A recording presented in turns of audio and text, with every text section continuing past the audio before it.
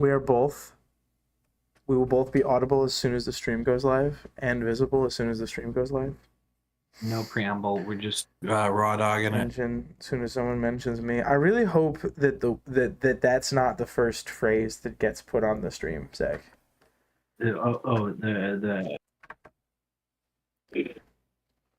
That's the term. Yeah, because we are live. We are absolutely live. As soon as someone mentions me, give him my 10 cents. My 2 cents are free. Who sent? You sent? You sent for me? God, what have you done? You're a pink pony. And you dance at the club. Oh, mom. Oh, Moonman's in the chat. Moonman's in the chat. Hello, everybody. Zach, would you ping the server, please? Oh, gosh, I have to do that. Yeah. Stream announcements. Hello, everybody.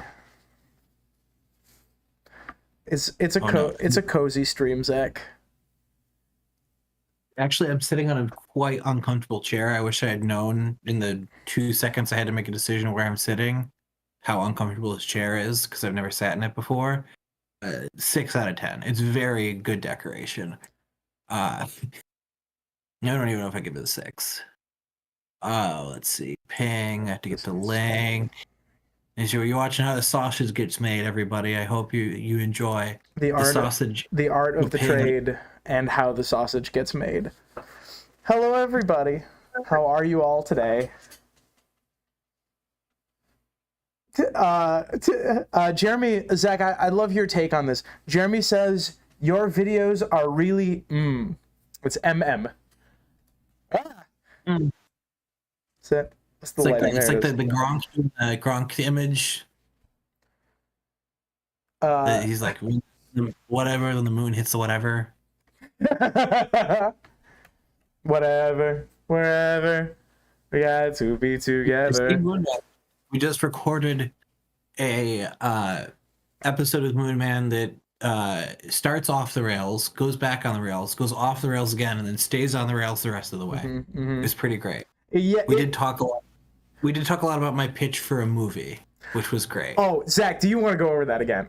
Like, I know that we want to talk about the videos that we've been doing, and we want to discuss Game of Thrones theories, but I actually really want to discuss just this pitch exactly. Oh, 100%. I would love to go over this one. You had pitched before a series of stoner comedy, sort of parodies of nuts. Different parodies nuts that were basically two stoners the movie is taking place and two stoners are too high to be aware of it. Yours pitch was one, they're called Evan and Kevin, and the first one there's a slasher movie happening and they're too high to know that a slasher movie is happening. As they watch a slasher movie while being just completely out of it, people are running in their cabin, the killer walks past them multiple times. Everybody else is experiencing a horror movie except for them. I made a pitch. I'm listening to Faust right now, and my pitch was this would be so much funnier if Faust was really high, and Mephistopheles was trying to tempt him, and he was just too high to comprehend it. And so I said, wait a second, I know the vehicle for this story.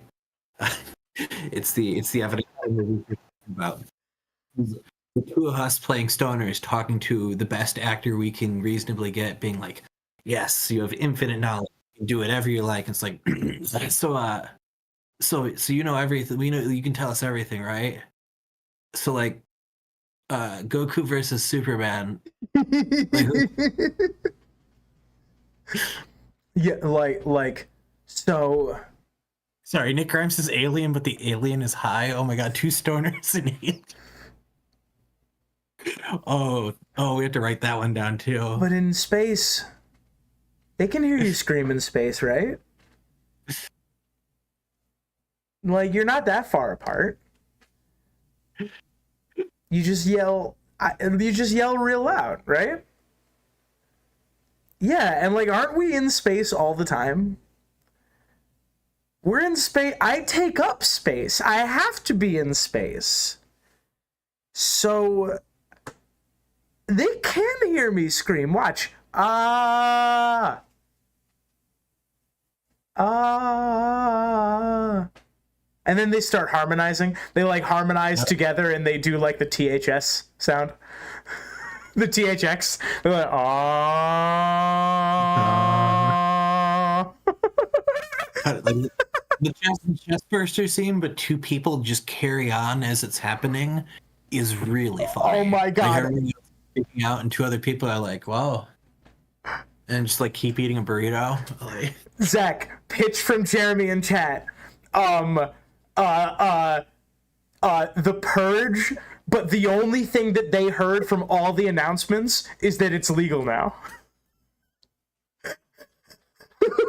they legalized it. That's the only information that they got from all of the advertisement, all of the like, all crime is legal beginning at 7 p.m. on this coming Saturday. But the only thing they heard is like, dude, there's no possession limits. We can smoke as much as we want.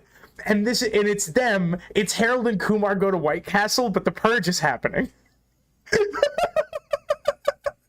Harold and Kumar go to war. Yeah, Harold and Kumar get purged. It's okay.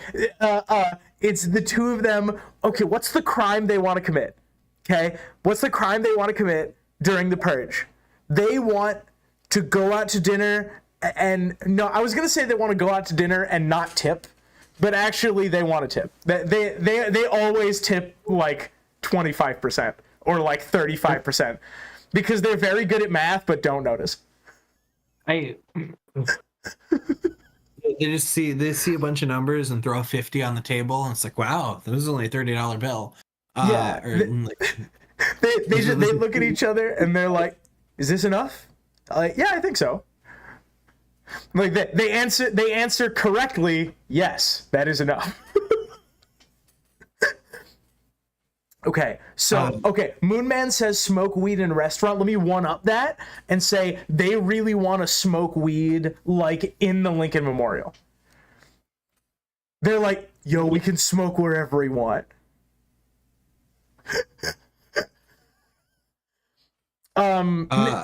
Nick Grimes brings up something that we've brought up a number of times, that no one is doing the correct thing during the Purge. The correct thing is, like, monetary crimes.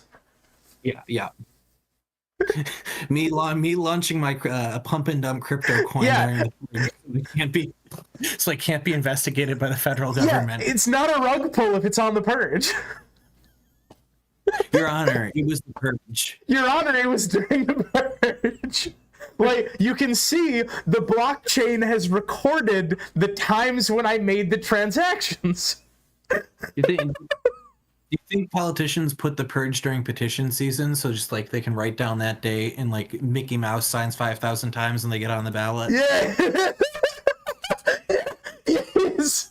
Like, talk to me about election law on the Purge. Okay. Your Honor, my opponent clearly forged all their petitions. There are 5,000 signatures for Mickey Mouse and 10 for Goofy. Yeah, but they're all dated for the Purge.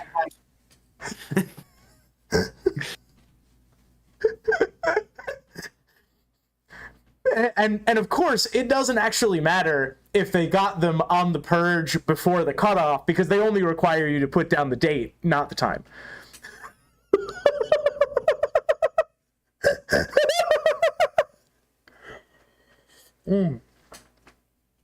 Oh my God.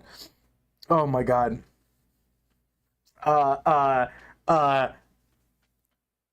What I saw a little while ago. What if during the Purge, they try to, they're like, what is the dopest rolling paper we can possibly smoke? And then they do a national treasure. But that's like, it's got to be like a stoner heist movie for them. Like, there's two things. There's like, they just stay home and smoke, and it's a home invasion movie, and they never notice that their home is being invaded. Yeah. That's very similar to the slasher movie one. That's pretty funny. That's kind of... the other one is that it is a stoner heist movie, and they're like stealing Snoop Dogg's stash or something like that. They're like going to the biggest stoner they know, and like trying to steal the greatest weed possible while all these other crimes are happening on their way. Because like the worst part about the first Purge movie is that it is set in a suburban house. Now wait a minute. Do you mean the first Purge movie or the movie The First Purge?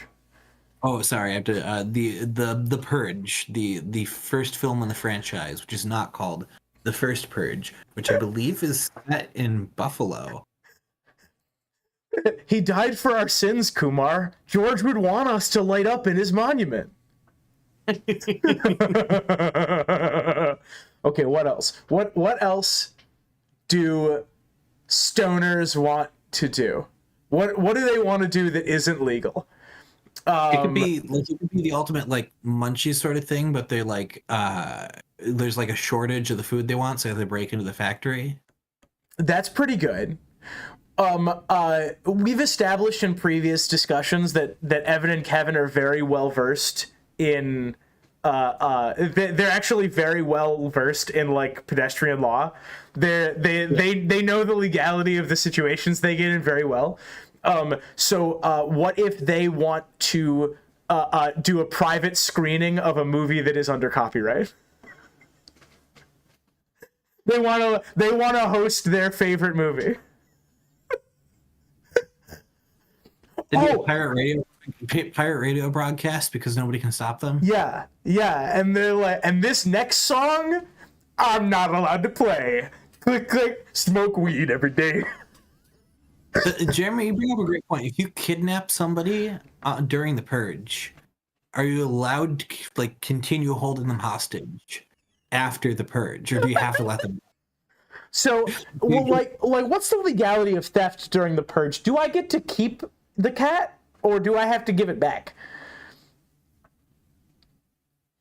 Yeah, like, because technically, like, stealing something is a crime, but continuing to possess it afterwards is still also a crime.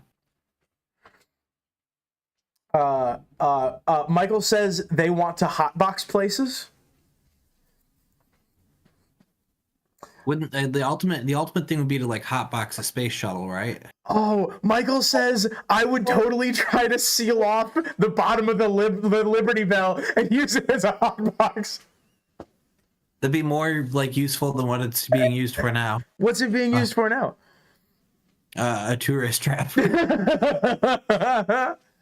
In the area where the Liberty Bell is at, it is one of the least interesting things you can see there. As somebody who lived in Philly for quite a few years, well, I guess 3, but for someone who spent the last 3 years of his life in Pennsylvania, the Constitution Center is there, the like Independence Hall is there, a lot of really good museums are there, and then there is this bell where the story is also kind of sketch, and that's for whatever reason the one that everybody talks about. Oh my god, Zach, I have a okay. Monument to a bell that never worked. Correct. You know what? My doorbell also doesn't work and never has, but I didn't make a fucking monument to it. You want me to? Yes. I was out today and I walked past a house. Actually, I walked to a house where it had on this site in 1897 nothing happened, and I was like cackling the That's whole time. pretty funny. That's really funny, actually. That's a great joke. If a house entirely on my own, that I'm putting a plaque like that up. Zach, what do you think of I want my dog and I to eat honey locusts at a restaurant, even though she's not a service dog? That's pretty funny. Oh my god! And we can loop in it. We established that they get a dog in the second movie. In Evan and Kevin Go Hiking, they get a dog. This dog is actually what's the word I'm looking for? It's not kaiju. This dog is a yokai, but that's established in the second movie. Don't worry about it. They don't know. They don't need to know.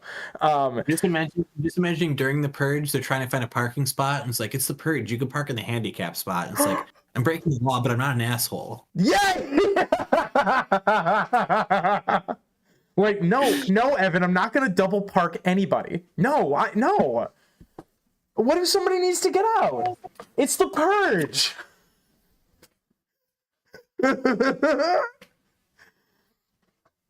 What if I set the date? Wait, what if I set the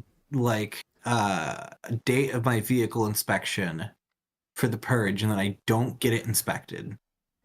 Wait a minute. But the crime isn't getting a vehicle inspected at Having a vehicle that's uninspected. yes. So what you do is on that day you forge a vehicle inspection.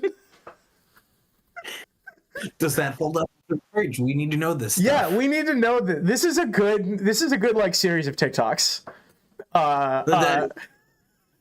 What we need to do is like have like one of our friends who's a lawyer starting to become a lawyer, like Mir's a lawyer, Quinn I think is studying, and be like have them introduce themselves, talk about like their experience with the law, and then we just pepper them with this. How would this work during the Purge? Yeah, to get don't know, and I couldn't possibly answer that. Zach, for 4 hours. Zach, we've been talking about doing panels at conventions, and that's a fucking funny panel. Yeah. The Purge with lawyers. Yes. Like, can I do this during the Purge? And like that's a title. That's a grabby title. People are gonna show up to find out what the fuck we're talking about. Hang on, I require my Cthulhu. I'm sick today, Zach. I'm sick. I'm having a bad day. I'm sorry to hear that. I'm like, I've because I've been up and working since 7 a.m., so I'm getting a little delirious, but I'm at least not sick. So I'm sorry to hear that you're sick. But you you shocked me when you said that. You sound like it's not coming through in your voice at all. You're not. Well, yeah, that's because I'm very practiced at doing the excited Tom voice. Not that the exciting Tom voice isn't my normal voice. It just doesn't use my normal vocal cords. Does that make sense?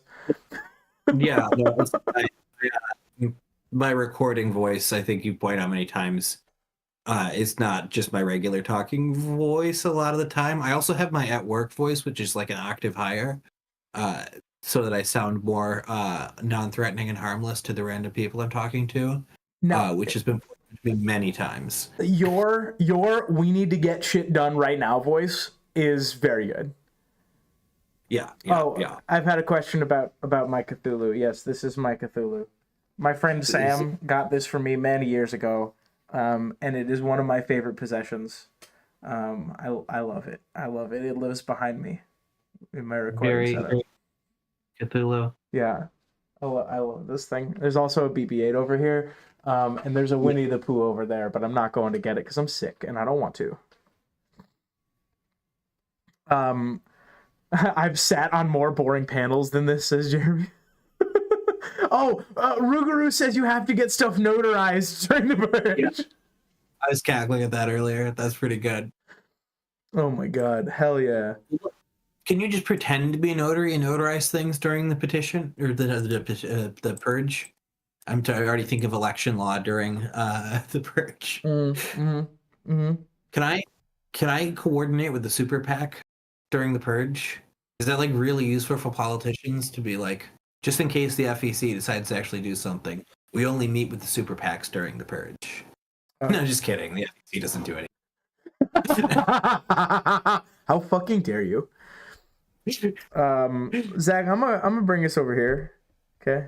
Look, we have another screen. Isn't this cool? We have like production value. Look, I can write on this. Isn't this cool? Sorry. Michael says Westeros Purge, pretend to be a knight and knight everyone else. Yeah, this is and Rougarou says it still has to hold up legally after the Purge though, and I'm like, that's what the panel's for. I'm like, yeah. I don't know. How does this work? Like you were never legally, like, can you say it was never legally notarized if you can't say it wasn't it was notarized and it was not notarized illegally? I should point out in like the only law I know, any sort of election law, like your petitions are only considered invalid if somebody specifically challenges them and points out what's wrong with it. Otherwise, they are accepted as is unless you do something like egregiously and completely wrong, in which case like you might get flagged. But like somebody has to go through and say, hey, all 10,000 of these are Mickey Mouse. Which if they are, somebody they just give that shit a once over. So for like my like thoughts would be like, if you said I did it during the Purge, just be like, probably did. So I don't like, that's a very good question, is to like, what's the like perpetuity of a crime you committed after the during the Purge? Like obviously, like if you kill somebody during the purge, like that's the one they're going for is, oh, I killed somebody, but it happened during the purge, so I can't be prosecuted for it. But that crime is over when it's over. Like you stop committing the crime during the purge. There's like if I like break into multiple workplaces and set up a bunch of like little mini computers to mine cryptocurrency and sap the city's power supply doing it so that I can earn $2 because it tanked because I invested in Haktua coin. Like, does it matter that I did all that during the purge? Or does the second it rolls over, do I need to go unplug all the little computers I plugged in? See, now it's illegal to mine cryptocurrency. It's not illegal to like after the purge is over. So you have to get all your mining done at the beginning. However, if you steal somebody else's wallet, then it's legal all the time because it's a very secure method of financial transaction. It's true. Well, if I like, how people would illegally hook themselves up to cable by just like running a wire to like somebody else they knew had it. Yeah. If I do that during the purge, can HBO like be like, hey, we're sending a cease and desist? And I just be like, happened during a purge, fuck off. By the way, you ruined the last 4 seasons of Game of Thrones. How dare you? They ruined the last 8 seasons of Game of Thrones. Somebody in chat, give me something to draw. HBO sends back, we wrote those 4 seasons during the purge. It doesn't count. It doesn't count. That would be my argument if I was a writer on the last season was, look, we wrote all that during the purge. Somebody in chat, give me something to draw. I already see turnip. I'm gonna draw a turnip. And Zach, I would like you to start talking about what has become one of my favorite theories, which is the Tyrion debt theory. We did it again. We made a video that was secretly about economics. Yeah, the last one had the word inflation in the title, so I didn't think it would be secretly about economics, but turns out it was. People thought it was something else.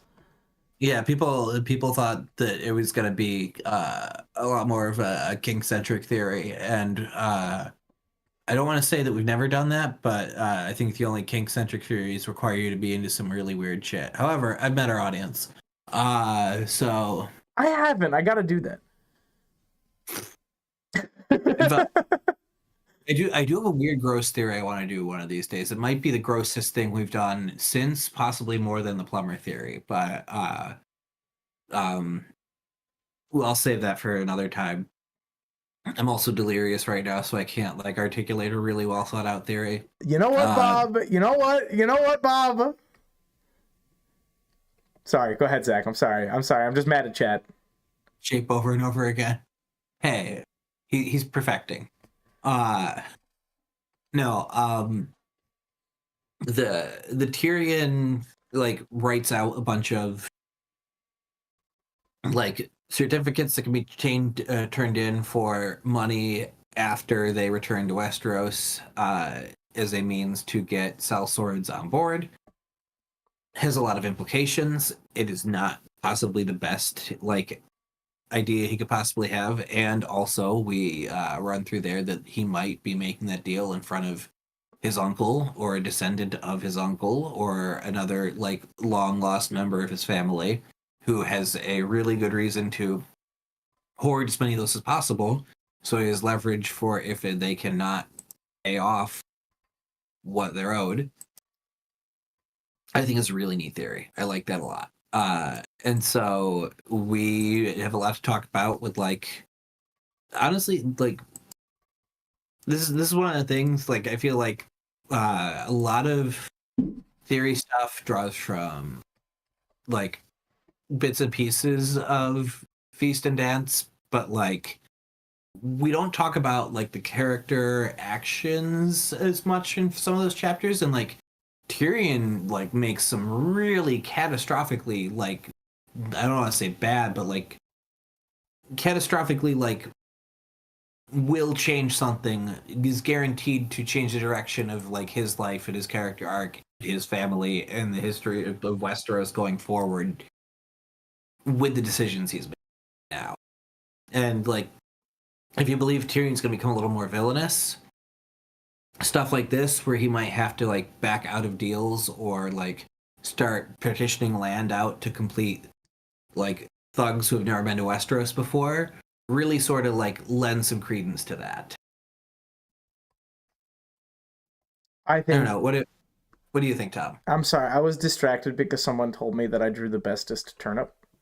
Oh, I saw that. That's very nice. How's my turnip?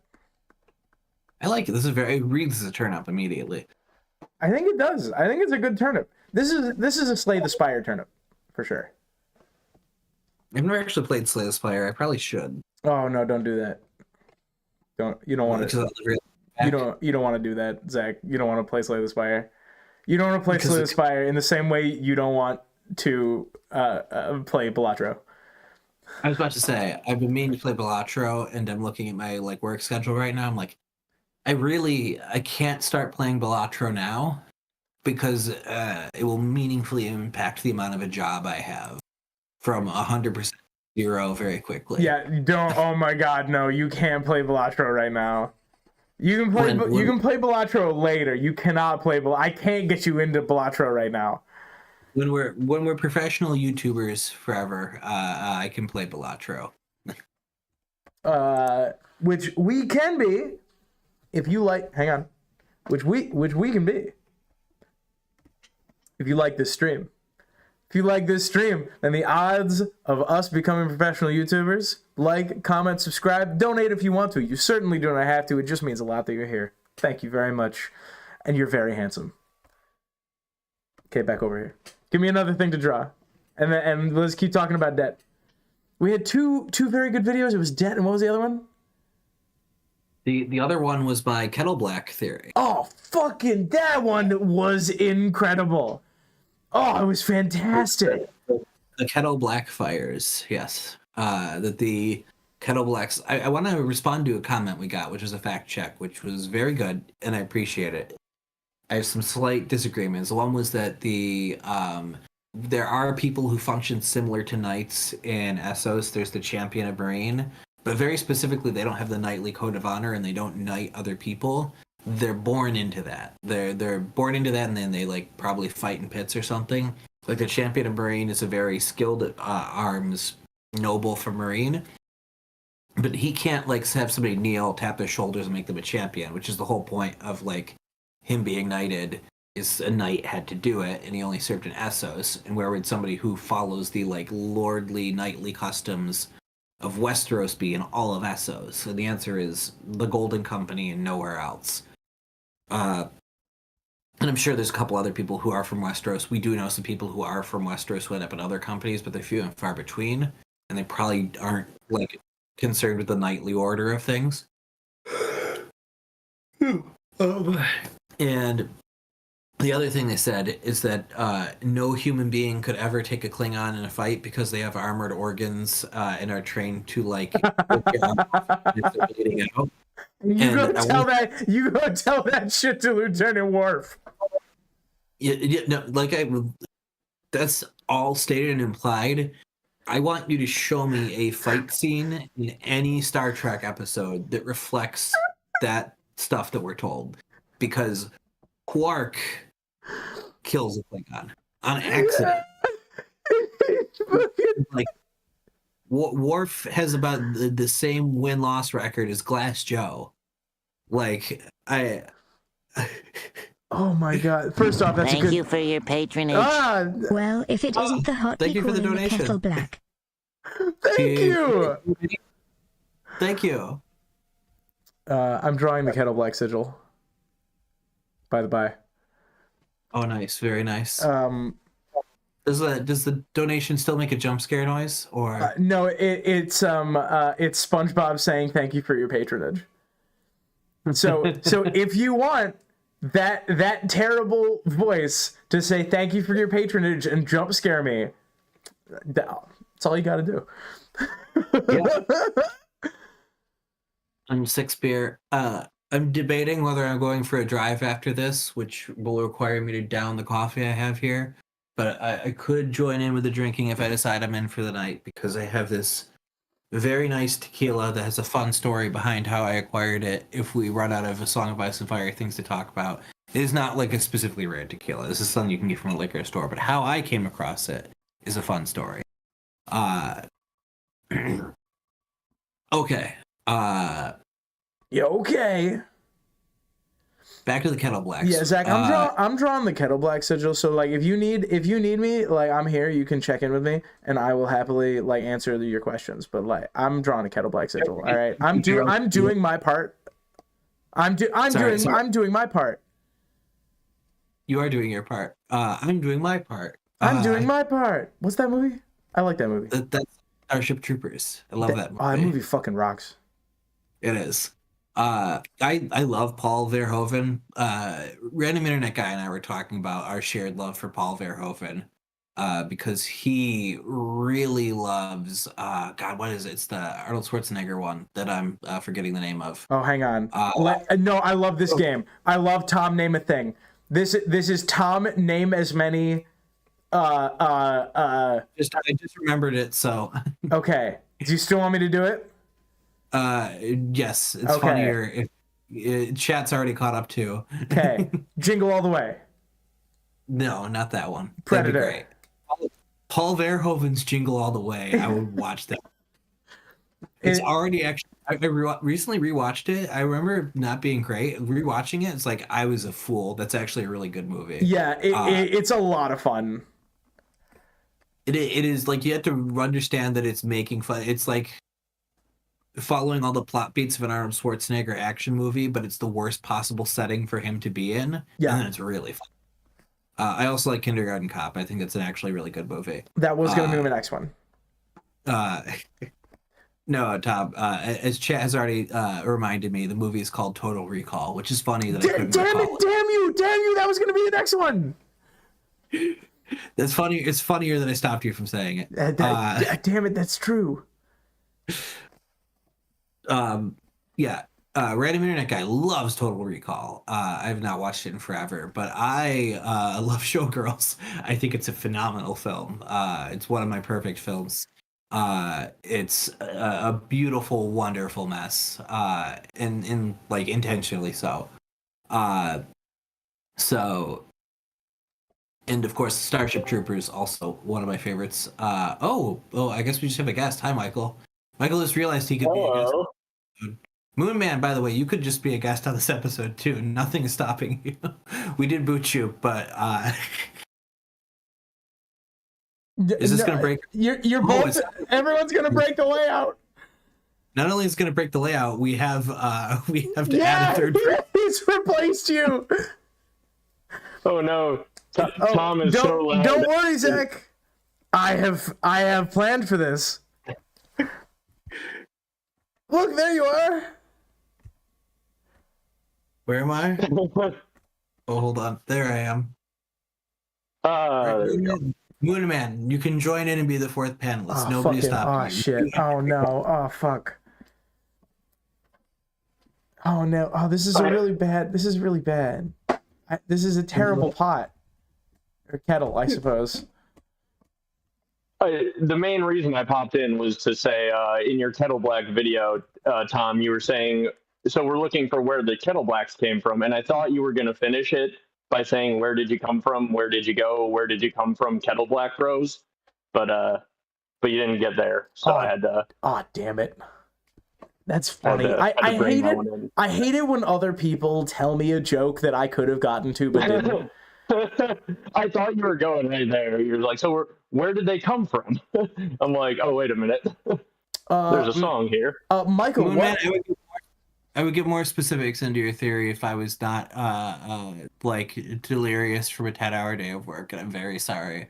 I would love to talk more about Renly's speech. I don't have the means to articulate it. I barely got through a theory about brand stuff, which is well-established ground on here. I do love the Renly Peach video. I remember like getting super sucked into the first one and not much else. I'm sorry, I'm floored. I can only see half my face. I see chess in the park. Oh no, what happened? Oh no, you got what's happening? I fixed you.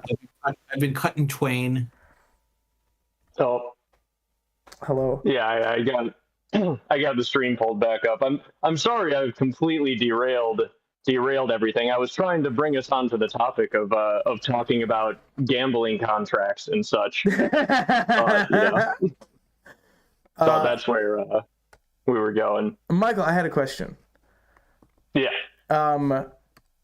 What do you think of the idea that the Kettleblacks have something to do with the tourney at Harrenhal? So at first, my initial thought was, that's dumb. They're literally children. And then I remembered, wait, no, this is George R. R. Martin world. 8-year-olds have far more agency in political shenanigans than most places. So then I realized, well, there was that scene in the show where Bran was like, Robert's rebellion was based on a lie, but whose? And then doesn't it like cut to Littlefinger or something?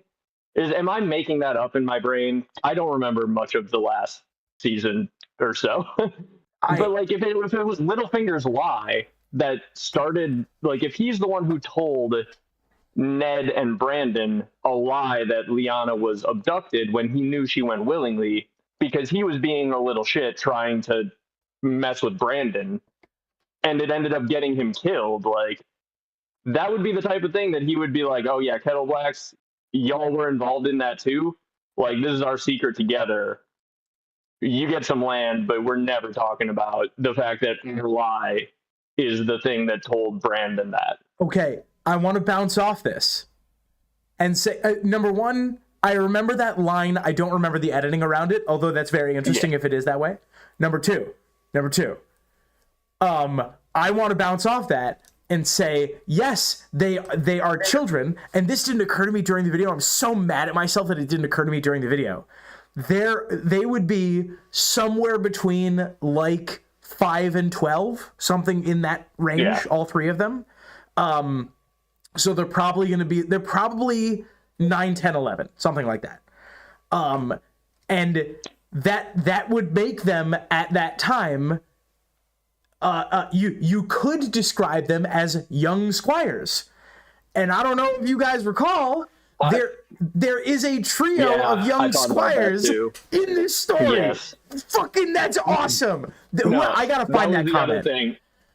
That was the other thing I wanted to bring up is I was trying to think, like, do those ages work out? And I was picturing them as like 8 years old. So in my head, but I don't know how old they're supposed to be. So like in my head, I was like, they don't feel old enough to do that, because Littlefinger himself, right? He would have been about 15, 16.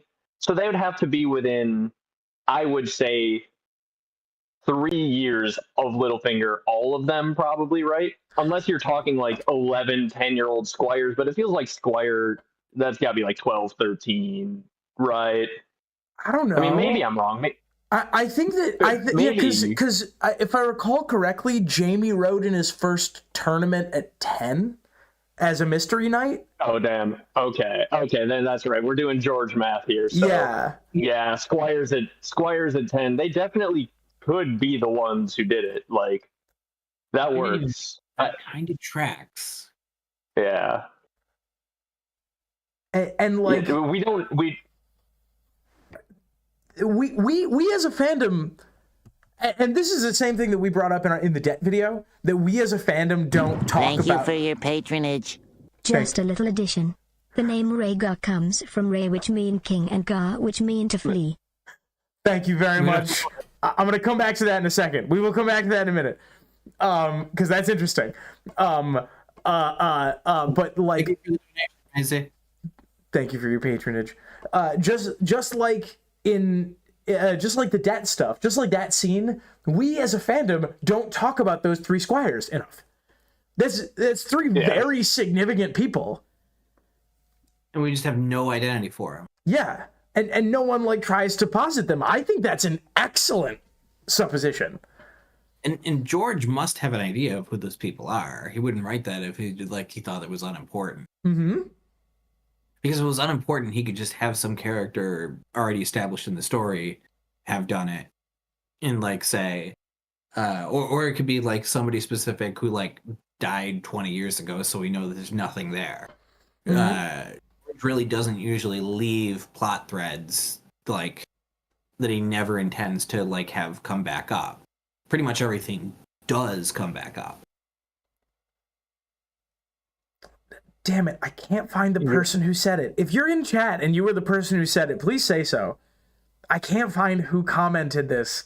That made me like while I was supposed to be like doing work, it made me like stop and look up those scenes, which is my favorite thing to do. But of course, like, our comments are a fucking disaster area because I'm sifting through wonderful, wholesome, love it. You guys being people makes you feel so human. Thank you so much. And then someone saying the interesting nerd club sandwich isn't complete without Manderley's premium deli meats. Fucking, this is my favorite thing that I do. I'll find it. I swear to God, I'll find it. Do I have time for an observation before you find it, or should I? No, please. The floor is yours. Okay. So when we were talking, and I was mostly paying attention for that video. I admit I tried to pay attention. I was doing other things as well. But when you guys were talking about the age of the Kettleblacks, do we have that said like firmly that they're actually younger than Peter? Because it says they've known him since they were children.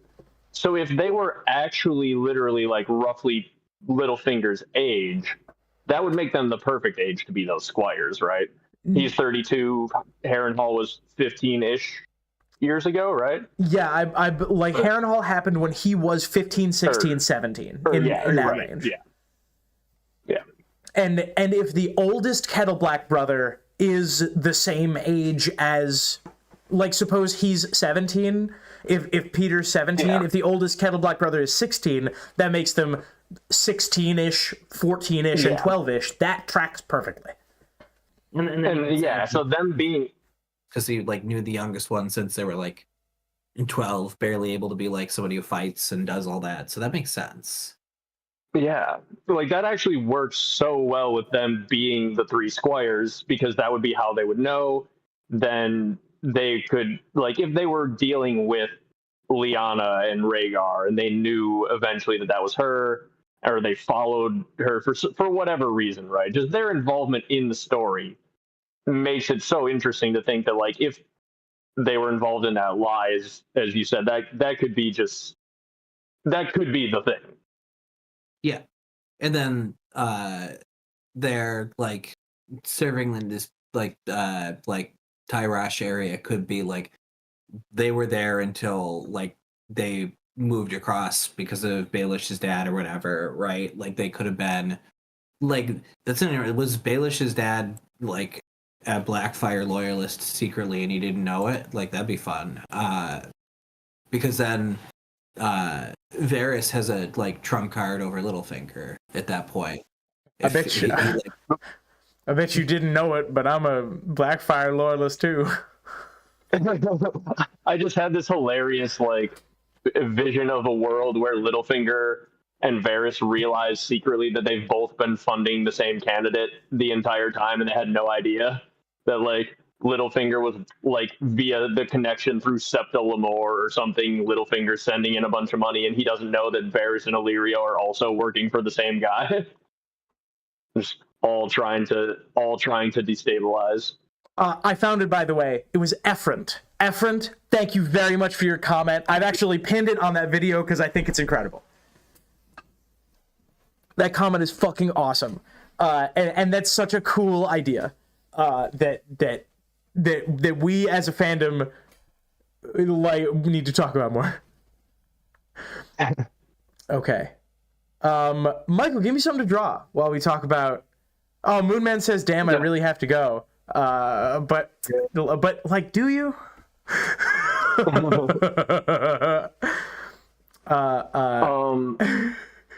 Draw a moose. Draw a moose with his tongue sticking out. Yeah, yep. Draw an award-winning moose. Yes. Okay. A contest-winning Yes. rendition of a moose. Draw first prize moose. You got it. Yes. Yeah, you could even put a ribbon on. You probably would have room for a ribbon on his chest. Now this will not be exactly like this won't be this is fan art of the moose. I know. I was gonna say I gotta see how much Tom remembers which I don't actually think that I don't think that video ever got uploaded. I think that was for the best. That was in a nightmare outtake, and now it's gone. What That's fine. The one where I talked about how I won an art contest but was robbed on account of my art being really bad, just being the only entry. With the amount of things that were supposed to be outtakes that never got aired, we could take a year off of the Patreon and nobody would notice if we just uploaded them all. Like, for every Patreon outtake that does get to you, there are 4 that we're like, I don't know if I want to release them. You guys just got to get ahead of the game, and when you realize it's an outtake, say something that forward dates the recording. Just be like, "Yeah, it's been a great summer. It's just super nice lately." And then you can just upload it later. Wait, that's pretty funny. It's just like there's a clear overdub where it's like, "Man, recently I've been dealing with current event." Yeah. We don't even overdub it. We just leave in current event. All right, Michael, you're gonna need to help me. There's gonna be some pieces that I'm missing. It had we've got the tongue sticking out. Was it wearing a tie? No, it just had a yarmulke, but that's probably not the most required. We'll give it a fedora. We'll give it a fedora. This is fan art. That could work. Yeah, that'll work. This is like a solid moose, by the way. Yeah, no, I just pulled it up. I think I'm a little behind, but it's turning out well. I can only draw the moose from. I can only draw it from the silly front angle that doesn't actually look that good. You're being more ambitious. This moose would lose in that Do you want to tell that story, Michael? Because that's a stream. That's a great stream story. Yeah, this is probably a good time to tell. So I one time. Okay, I'll just tell full context. I went to a Catholic school growing up, and every year around Christmas time, we would have an art contest where we would take 2 weeks or a week or whatever out of art class, and we would draw a picture for the true meaning of Christmas. And I was every year unable to successfully win the contest. The winners of the contest from each area got your art would be displayed at the diocese, big central main church, and then one single person would win the whole contest or whatever. And I always thought well, okay, my art is bad, my drawings aren't very good, but if I just draw the true meaning of Christmas right, maybe I'll win the contest. And I never won the contest. But then my senior year of high school, or one of my years of high school, they decided, hey, we're going to do an Advent contest for the high school. And the winner from each school is going to, again, just have their art displayed at this big central church in the state. And they had this whole thing, but we didn't take time out of art class to do it. They were just yeah, if you want to enter something, you can enter it. And being that we were high schoolers and that they didn't take time out of class to do it, 0 people entered the contest. And so they didn't mention that to the diocese until one day the priest calls, and he's driving from 2 hours away, and he's half an hour away. He's hey, I'll be there in half an hour to pick up the entries for the art contest that you guys have. And they just said, okay. And they didn't tell him there's no entries. So this guy drives 2.5 hours, and I find this out 45 minutes before he's going to get there, and I'm in study hall. My study hall teacher mentions it offhandedly, oh man, the priest is coming to pick up the art, and not a single person in the entire school entered a piece of art, and we don't know what to tell him. I'm oh, that reminds me, I have to work on my art class project. Can I go run and grab that? She's like, oh yeah, sure, go ahead. So I grab a big blank piece of canvas and some markers, and I quickly draw the silliest looking moose that I could draw. Not so much like what Tom is doing, but roughly like that vibe. It doesn't look the same, but that level of art, right? And it's a big, like, How fucking dare you, 2 foot first tall. off? No, I'm just saying, like, it's a silly looking little moose that looks like it was colored in with a marker, right? It looks like that is drawn with a marker by someone who is not taking 10 hours to draw the moose. So I had colored in this big moose wearing a yarmulke with his tongue sticking out, and I wrote in big marker bubble letters, Henry the Advent Moose, because this wasn't a Christmas contest. This was about the true meaning of Advent, which is the time leading up to Christmas.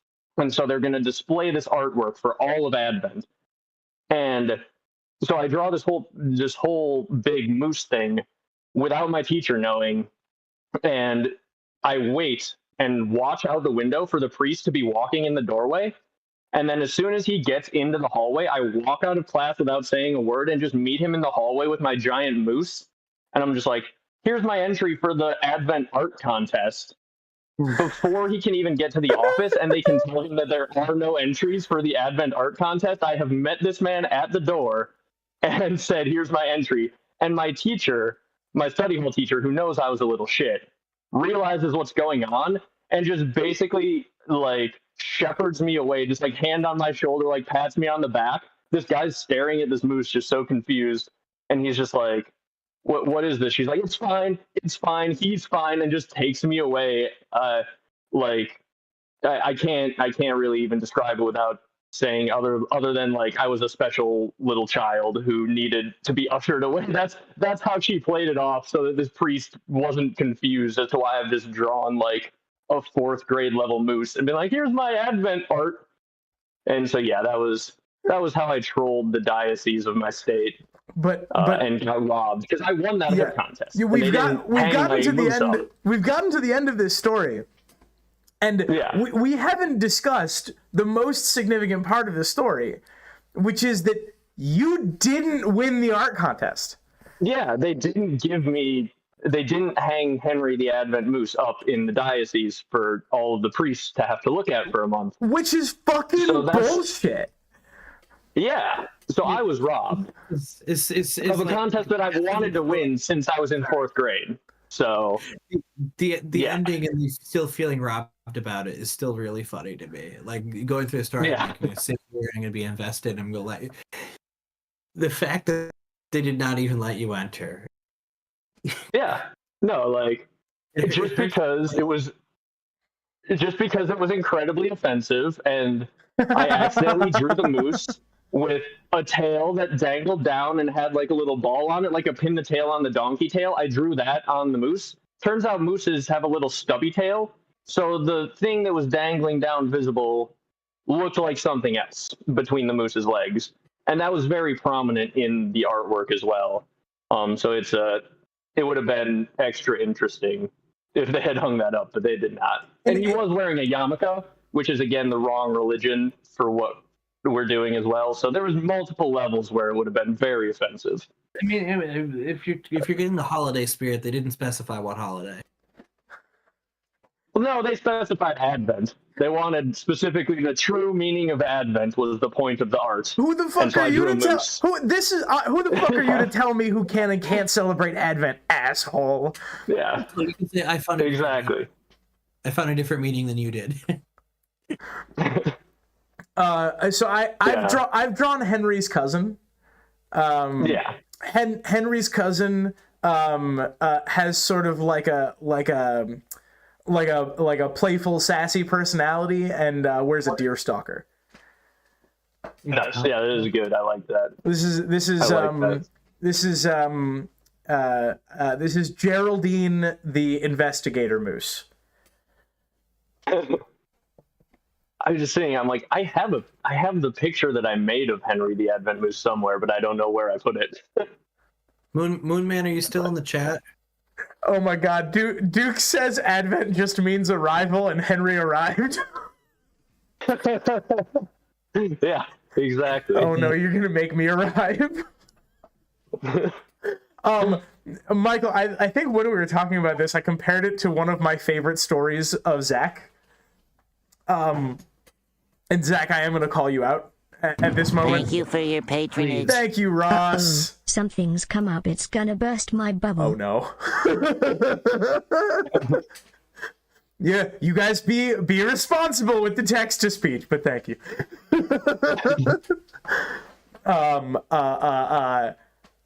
Zach, one of my favorite things, one of my all-time favorite things you've ever done is at one of my favorite Thanksgivings. I had a Friendsgiving because it was like just post-COVID and my family was still kind of out of town.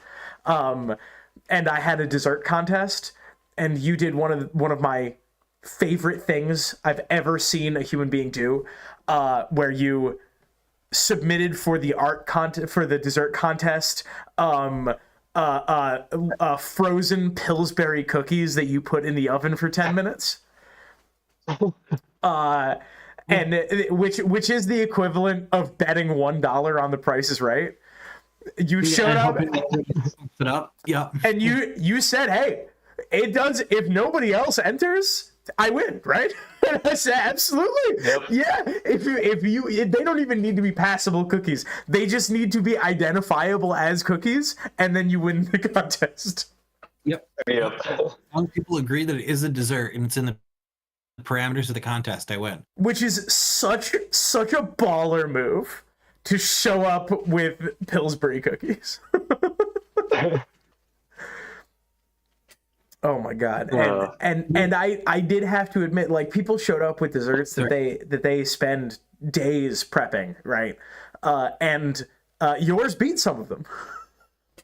That's true. Yeah, no, I did body a couple people with the thing I did that took 30 minutes of prep time, and that I did come up with that morning when I realized I hadn't made. Uh-oh. What? I placed for the dessert multiple like hours of planning the year after, and that one did markedly worse. So it's not everybody's type of thing. My millionaire shortbread is my type of thing, but I understand that other people might not like it because it is like being punched in the face with like a lot of extreme flavors. Yeah, it's the Marvel movie phenomenon where you need a crowd pleaser. Not like a movie that is 10 out of 10 to anyone, other people will hate. So you need a 7 out of 10 movie if you want to win. If you want it to be very successful. Yeah. Correct. 100%.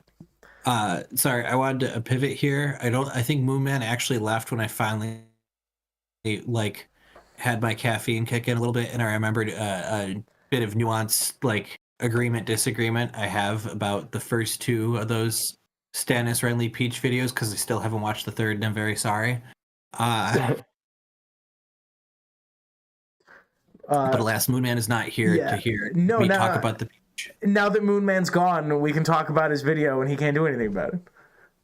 Well, he can watch later to see if we did. Well, yeah, but then he can't do anything about it. Then all he can do is boost engagement in the comments, Moonman.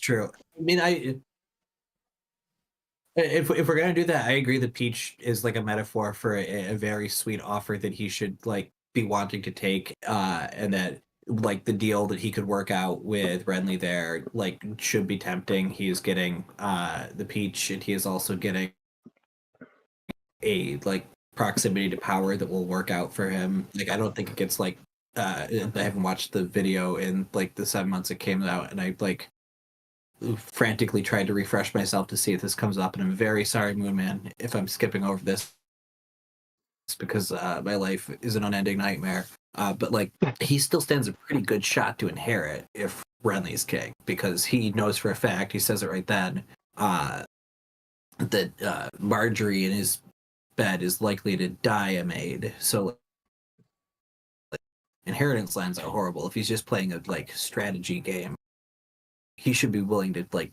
kick the can and take that offer. I don't know, like that's a fun conversation of trying to like look at every single possible motive Stannis has. That being said, I'm not sold on him being Targaryen loyalist, but I do like you pointing out that Aerys, like, rebelling against Aerys was tough for him when it was not tough for most lords. Yeah. It is a really interesting thought, right? That like he cares, like, I guess, and expects them to come back. Like, narrations. I wonder. I don't know. I forget if this comes up or not. What the hell is Mace Tyrell's motivation for being a loyalist? As long as we're talking about random, like, a Song of Ice and Fire stuff. Why is Mace sticking with loyalty to the crown? Because I get Dorne, right? Elia is at risk if you rebel. I get why Tywin like kicks the can on figuring things out. What's in it for me? Was his family one of the ones that were put in power by the Targaryens, or because the Gardeners were the kings for a long time, but I think the Tyrells were before that, right? Yeah, but like there was also 300 years ago, and I'm gonna be real. Somebody who did my great grandpappy a favor, like if he's crazy and burning people, I ain't gonna be like, but like, you know, he helped out my great. Yeah, it would have to be like passed down through the Tyrells that they were just always like, yeah, we love those Targaryens. Like we owe what we are to the Targaryens. If that was passed down heavily enough, maybe, you know, if that's the way your family feels for 200 years, you know. And the Targaryens, unless I'm mistaken, consistently supported the Tyrell claim against the other rival claimants who were pretty consistently trying to get Highgarden back.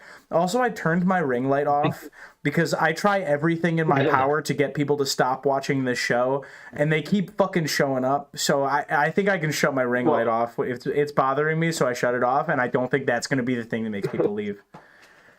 Well, if you want to try chase them away, I did throw Henry the Advent Moose into the recording studio chat. I don't know if you can pull that up without breaking the layout. Oh, hell yeah. Hang on. I found where I drew my recreation. I suppose that's... Oh, Michael, it's just going to be you and me on stream for a couple of minutes.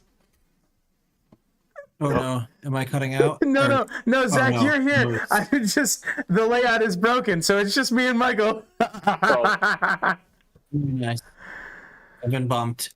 No, I think you're right. The Tyrells have the concerns of the second the old order is gone, what's to stop the high towers.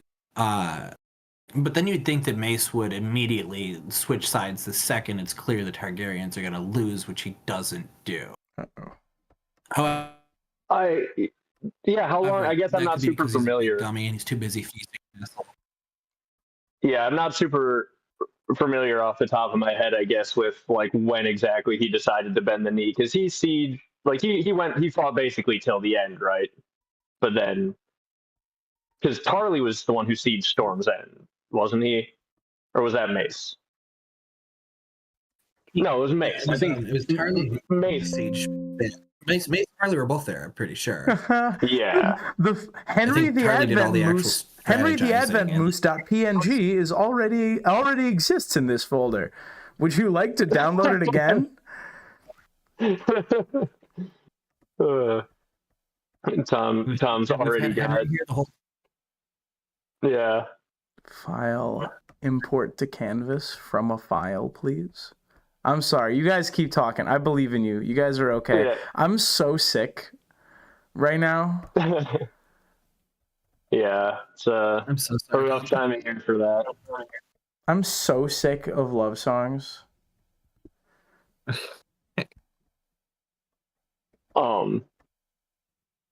I can't tell. Let me know when you got the picture up on the stream. I'm a little delayed, I think. I'm gonna look at camera one right now, okay? I'm gonna switch this back. And YouTube, you look right at me, okay? YouTube, it's a tail. Okay? It is a tail. It's a tail.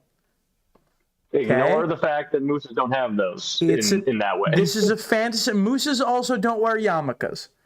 It's a tail. Okay?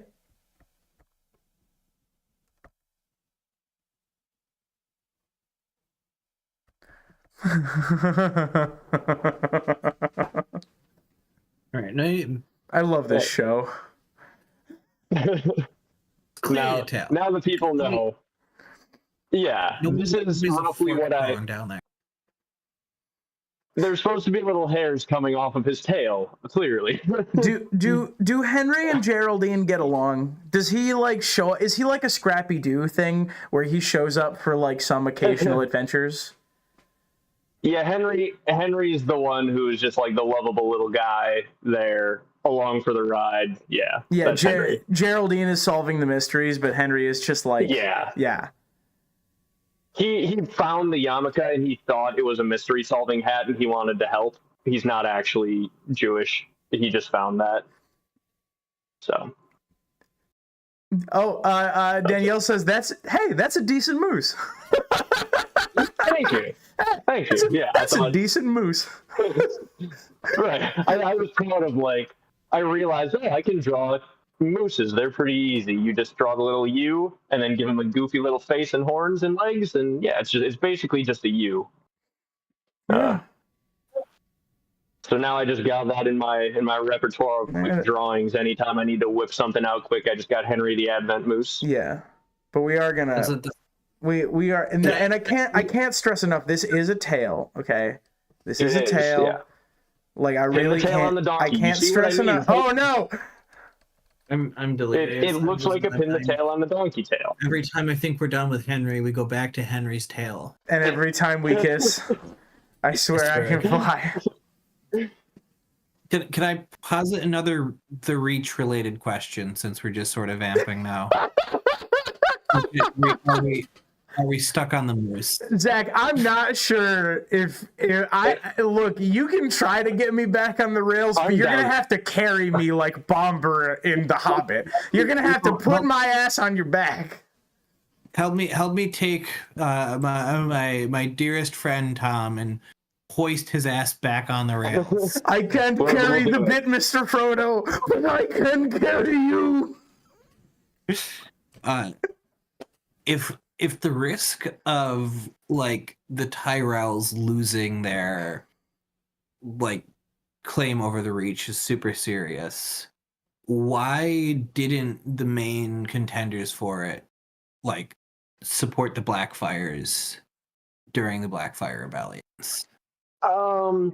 Because I don't think we have any evidence that the High Towers or the Red Wines. Was there ever a point where the Blackfire rebellions actually looked like they were going to win enough where you would make that call as a Reach Lord? Like if your family was on the line, would you just side with the guy?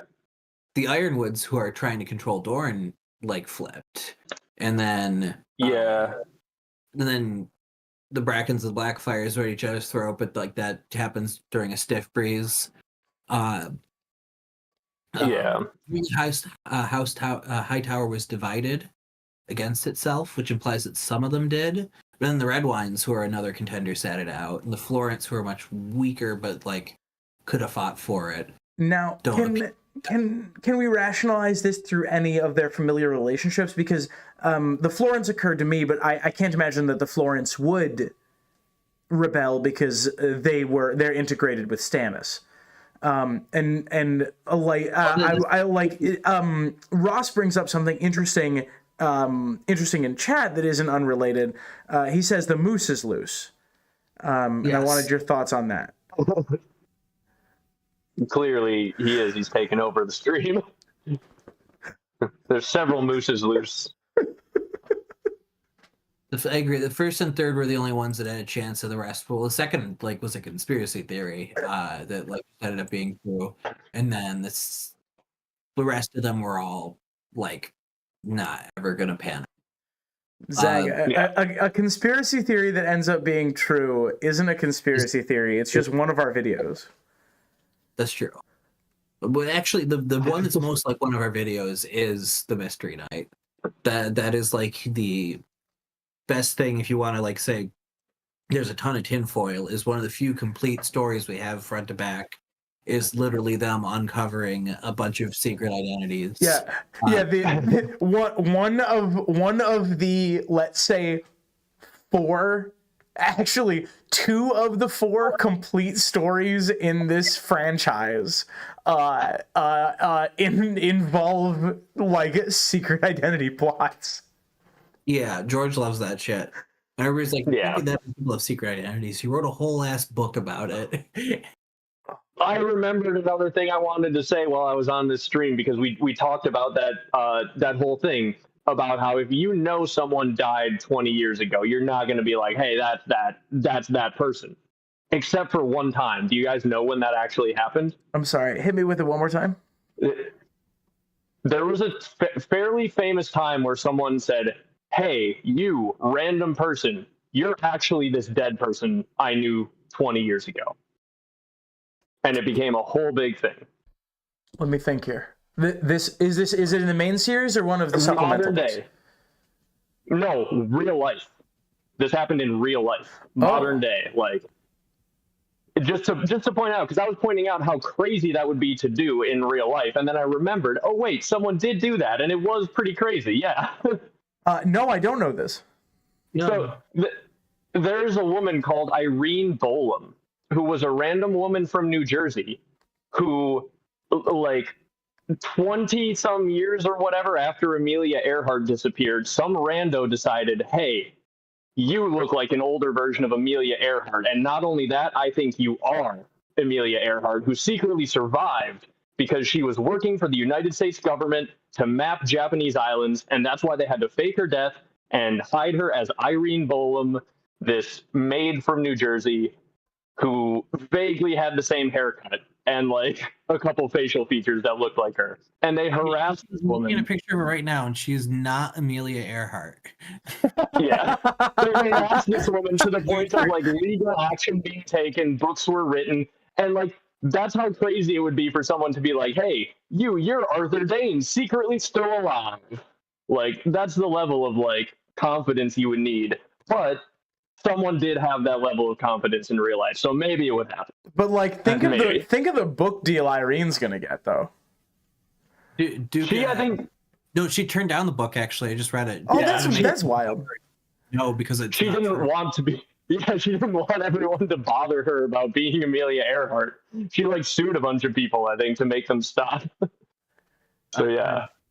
Duke mentions the Anastasia, where a woman claimed to be Anastasia, but she absolutely positively was not and was just a grifter, which is a fun story.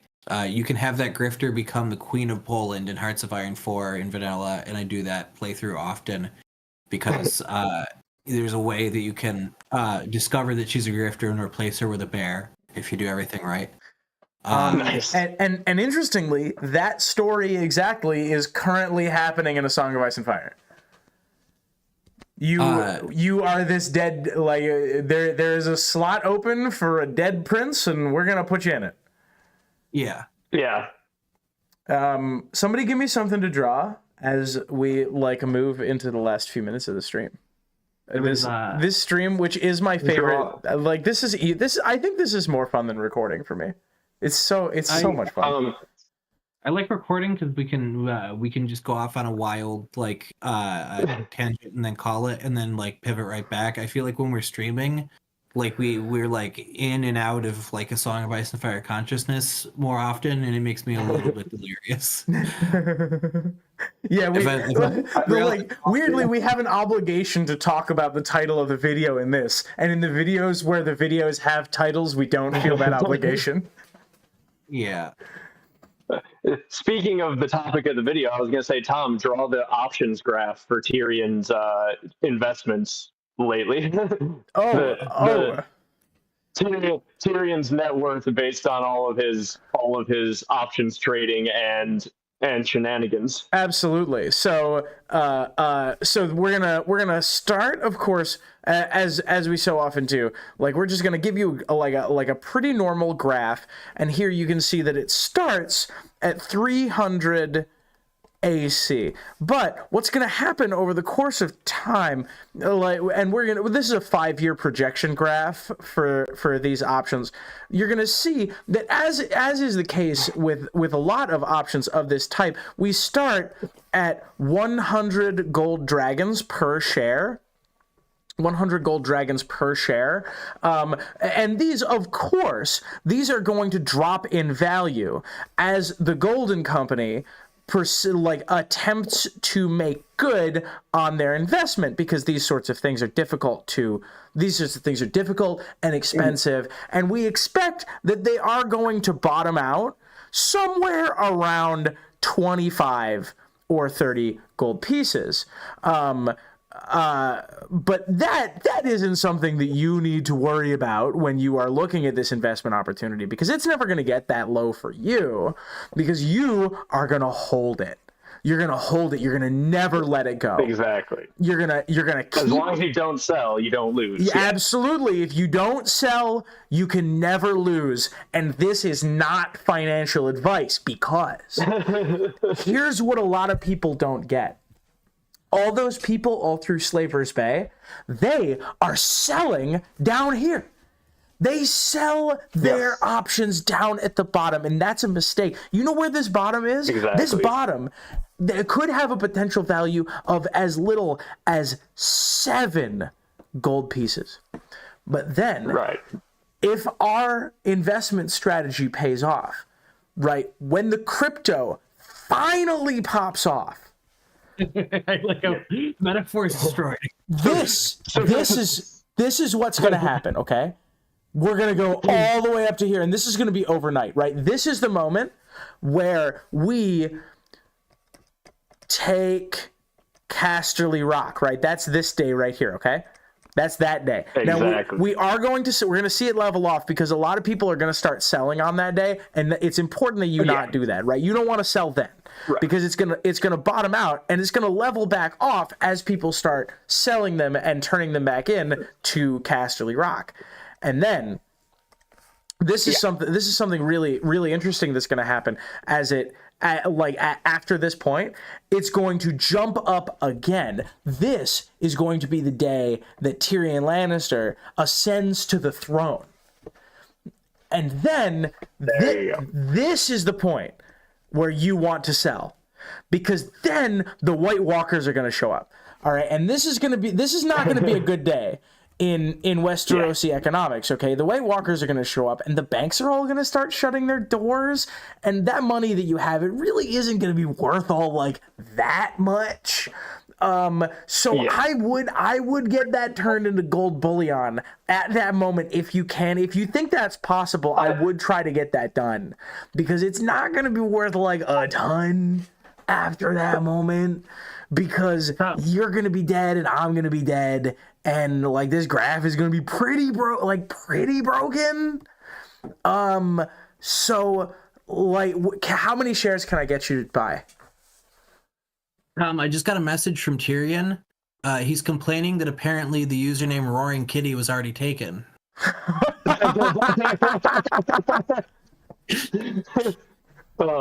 I mean, do we know that isn't actually just Tyrion's Twitter account? It is entirely possible. It is the perfect name. Like the hear my roar, right? Like exactly. Oh my god. Tyrion is the Roaring Kitty of Westeros. I was only doing that bit for like 2 minutes, and the chat turned into degenerates so fucking fast. I was gonna say, I have to suggest an alternate investment strategy here. What I'm going to be personally looking to do is, I don't particularly care about these contracts until the Golden Company starts getting really bloodied, right? Like, I want them to maybe even lose a battle, and then that's when I'm going to buy in, because that's when people are going to want to sell. Right? Yeah. They're going to think, oh, these guys are never taking Casterly Rock back. That's when you're going to buy these things for 6 cents a contract. Yeah. This down here, this is where you want to be buying up contracts. Yeah, and as Tom said, right, a lot of people are going to sell when they take Casterly Rock back, because you can get paid out for the contract, right? Buy the rumor, sell the news. That's what smart investment people will tell you. But at the same time, what they're forgetting is, as Tom brought up in the video, we have the ability to forge as many of these things as we want. So actually, the real thing you are not going to want to do is sell these things before we've duplicated them multiple times, because that's how we're going to get the real return on investment here. So that's what I want you to hold for, is the duplication phase. When Tyrion is like so rich that he doesn't care anymore and he's just paying out as many of these things as he's handed, that's when we're going to cash in. So that's my plan. By the way, I want to use this moment to talk about the sponsor of this stream, Established Titles Westeros. We recently came into a lot of small plots of land that could make you a lord of the Westerlands. And for the low price of 500 gold dragons, you too can become a lord of the Westerlands. Please see in the description below. Actually, it's actually a historic title, Green Hand. And we also, of course, are as well sponsored by Sweet Robin Hood, the only app that allows other people, the small folk, to trade these sorts of contracts that normally only Tyrion and other Lannisters would be allowed to trade these things, but now everyone can, and we think that's going to be real great for a lot of people. Hang on. Yep. Zach, yeah, your turn. You got a riff. I got a draw. This is not financial advice. I do want to none of this is that we are also launching our new cryptocurrency here. It is the Littlefinger coin. There is no rug pull here. He's the most trustworthy guy. He has never said that you shouldn't trust him. And he is promoting it. This is definitely not a rug pull. Littlefinger has never rug pulled anybody. We know that for a fact. So zero rug pull here. You can buy Baelish. Oh, go ahead. $BAEL for those looking for it on the blockchain. It is by the same people who brought you Hawktua coin and both Trump and Melania coin, which were also totally not rug pulls. So they're used to. Did they do the Argentina guy too? Did they get the Argentina guy coin too? Melee? Yeah. Yeah, same person. And, okay, perfect. Good. Those people would definitely never commit horrible financial crimes. No. So neither would Peter Baelish. No. Nobody's ever accused of that. So please, in the description, buy your first a couple things of Baelish coin. And Tom, did the check clear for that one? Yeah, we got it. Okay, good. Are we pulling the rug?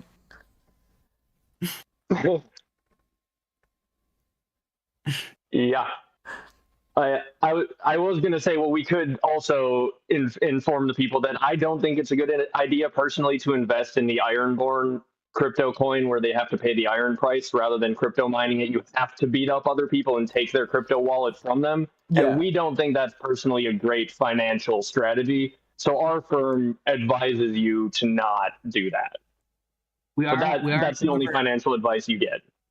We are, however, taking a 1-to-1 exchange for Euron coin to Dario coin.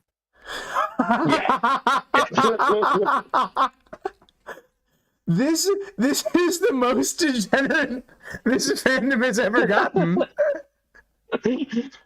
And that's really saying something. Once you start talking about options contracts and economics, where else can you go? Oh my god! There you go. How's this? There we go. It's Robin Hood. I found it's sweet Robin Hood. I found another bit of nuance, Moon Man, with your theory. Renly's peach was not supposed to represent a sweet offer that Stannis should, in most cases, takes. It was actually Renly's peach coin crypto. Yeah, it was supposed to represent a sweet offer you can invest in right now. It was an NFT. Yeah.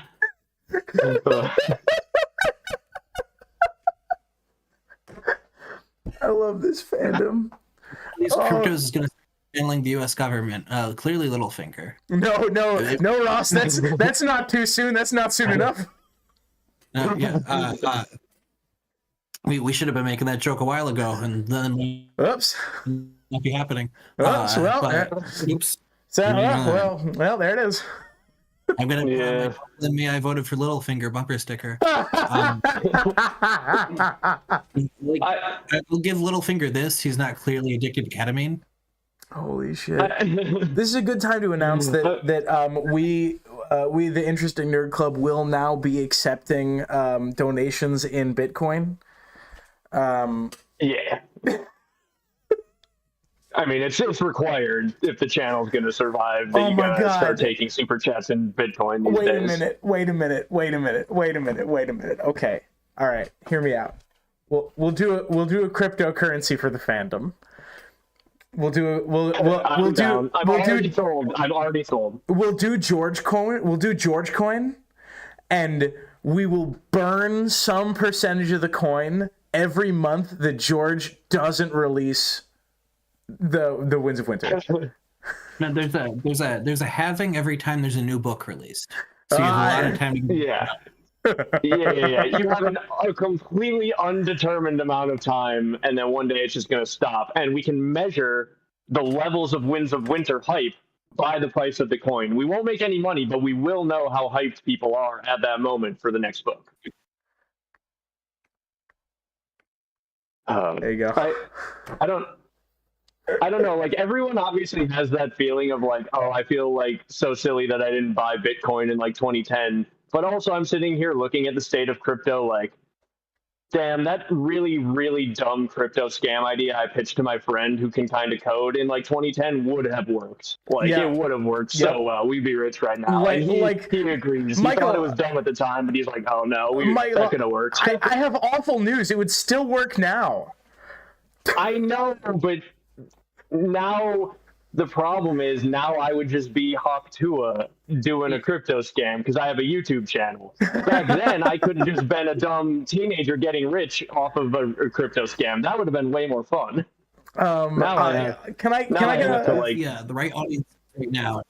You're the perfect audience size right now to make $200 rug pulling your audience and to ruin your equity forever. Exactly. Price of for the price of a really nice steakhouse, like exactly. You needed to crypto scam people in like 2010 to be like a silent like tens of $millions holder, like just doing nothing for the rest of your life. I think that those days are gone unless you're as big as Hawk Tua, at which point then you can just afford to do that.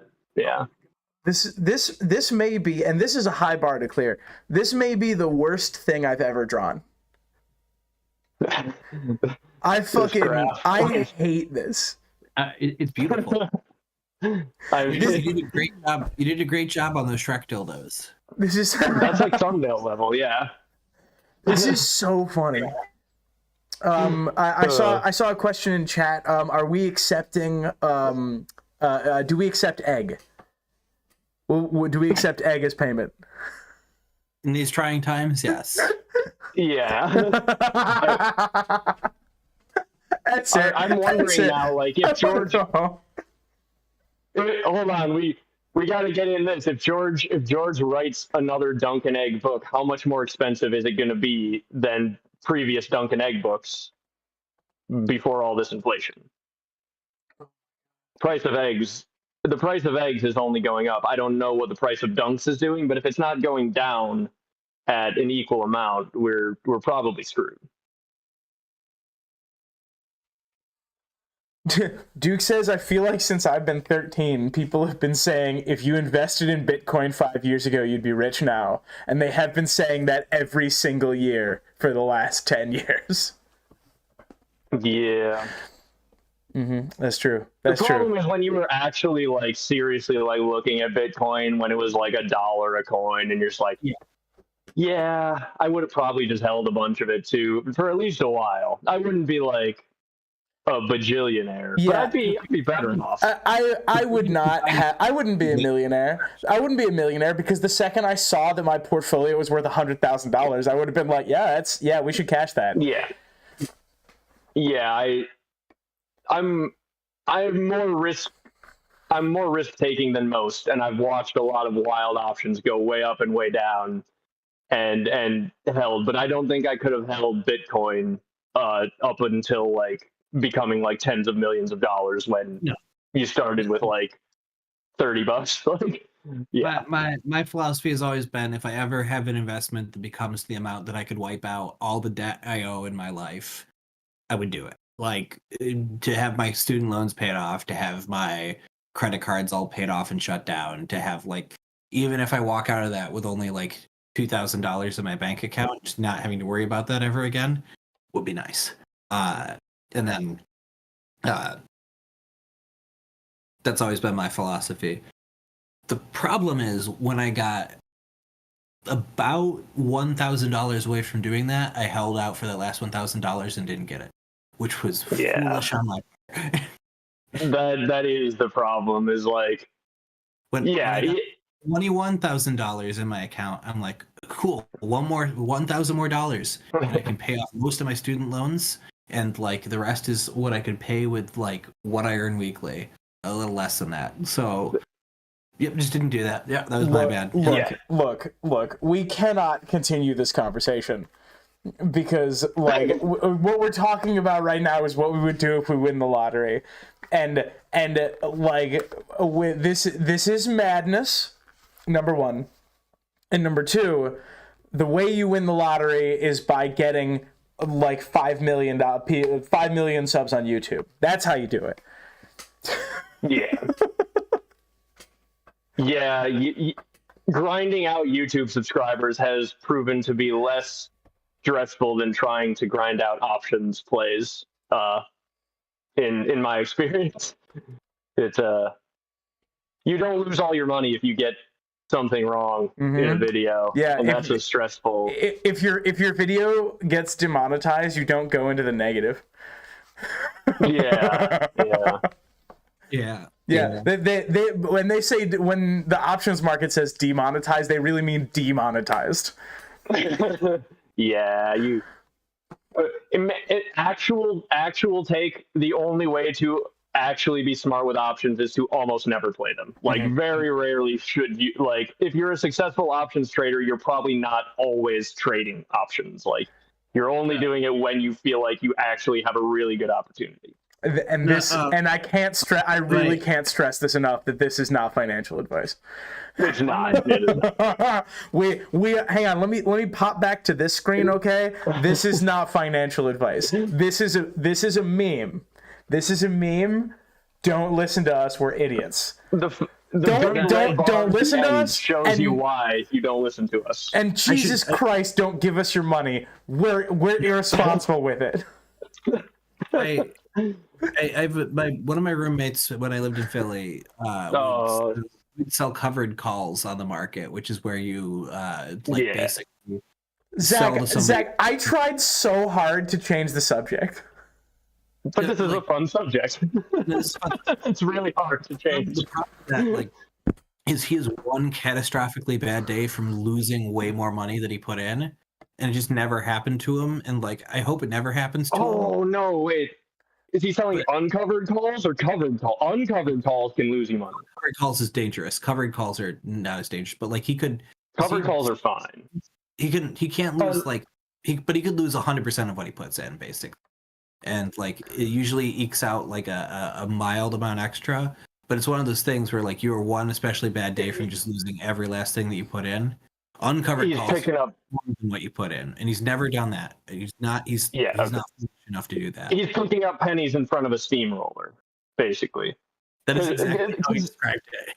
Picking up pennies. Yeah, because if you're doing covered calls, in theory, you can only get your shares taken away, and then they give you the amount of money that you agreed to take. So as long as they're covered, you can't get steamrolled. But if he's at all uncovered, that's pennies in front of a steamroller. You don't do that. But if he's covered and he's already way down on his initial investment, then he could lose a lot of money. Yes. Zach, how many subscribers do we need for me to program Germcoin?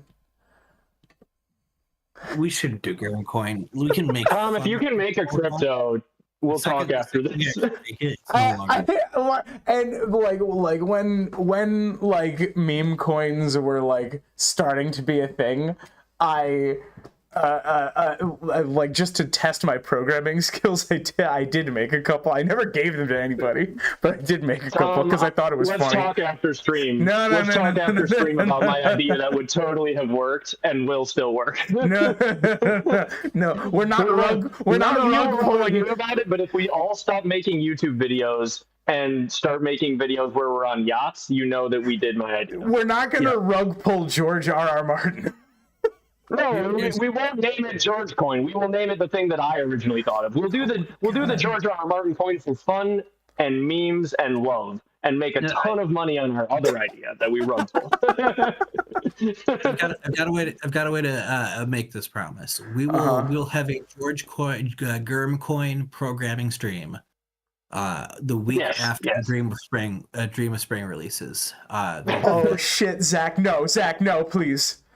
Zach, no. Zach, don't put that on the record.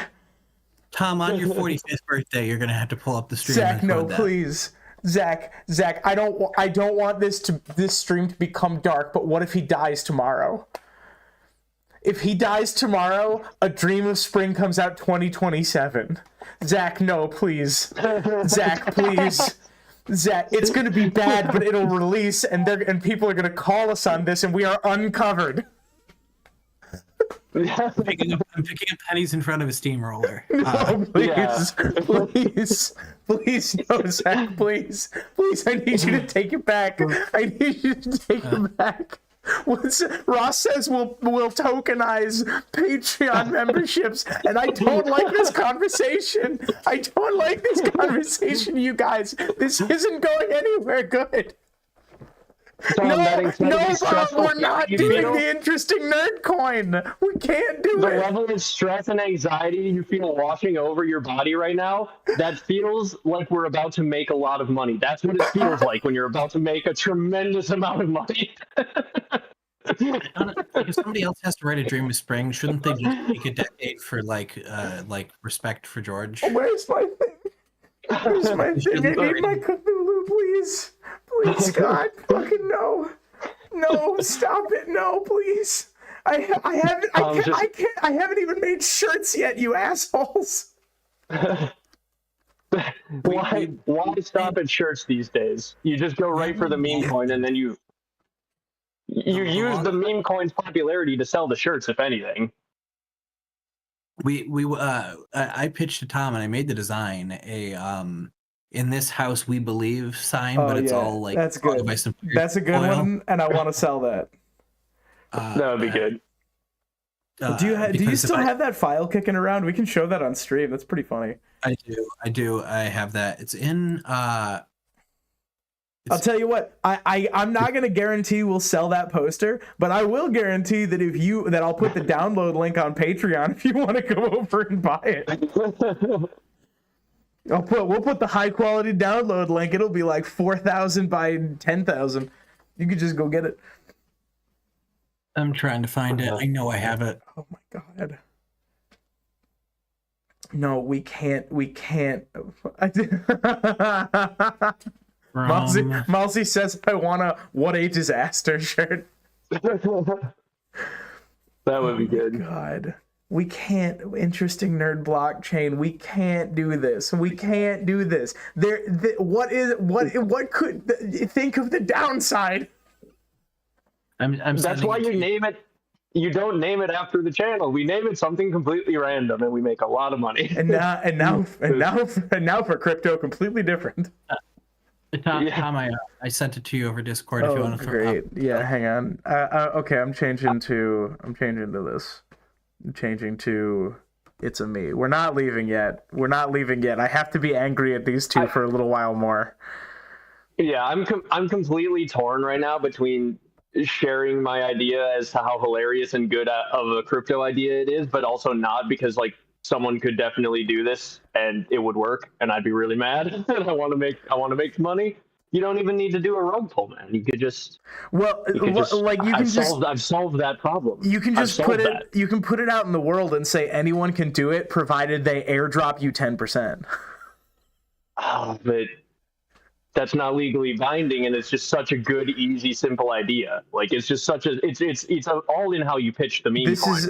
I need us all. No, I can answer this question for you. I need you to not do this so that we can leave this subject behind. Please, I need to leave this subject behind. File, import to canvas, download. Oh yeah, Zach, this is really funny. This is great. This is such a good meme, dude.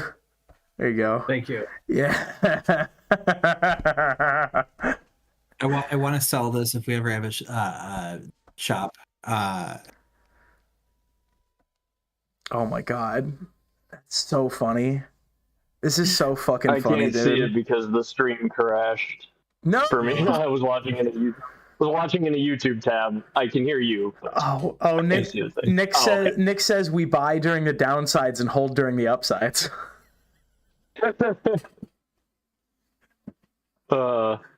This is a good like poster / bumper sticker.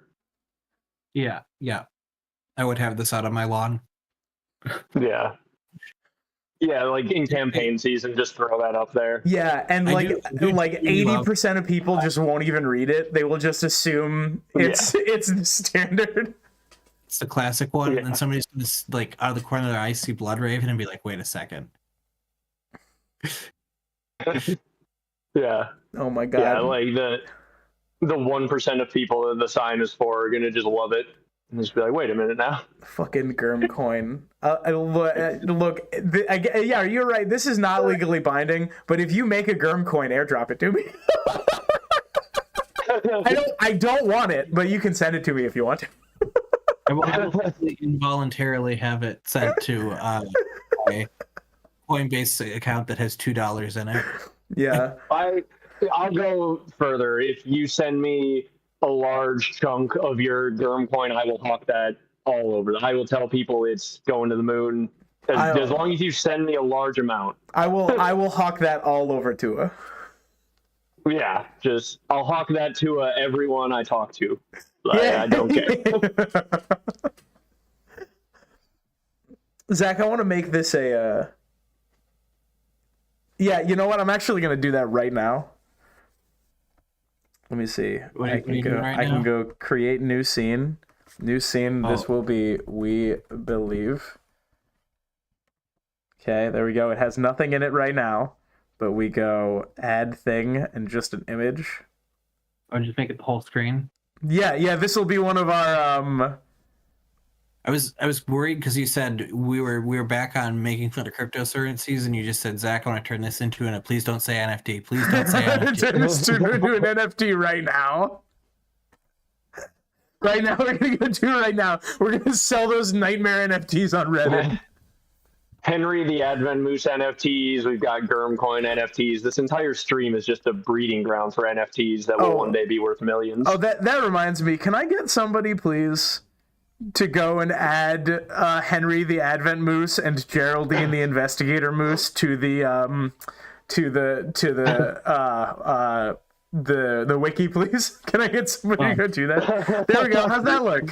There we go. That's gonna be one of our. That's gonna be one of our hold things. Like it's a me. In this house, we believe. Yeah. That's pretty funny. Okay, we're back to this.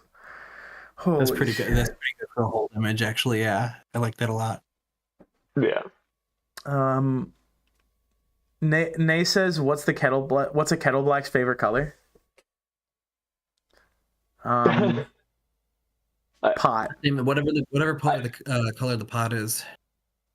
I just laughed at Rougarou saying that the YouTube algorithm is going to bring so many confused crypto bros Jesus into the stream. Christ, we got recategorized again. Damn it, dude! You know how much more money you're going to make from this stream ads now that this is a crypto stream? Like you guys are going to triple the Interesting Nerd Club revenue.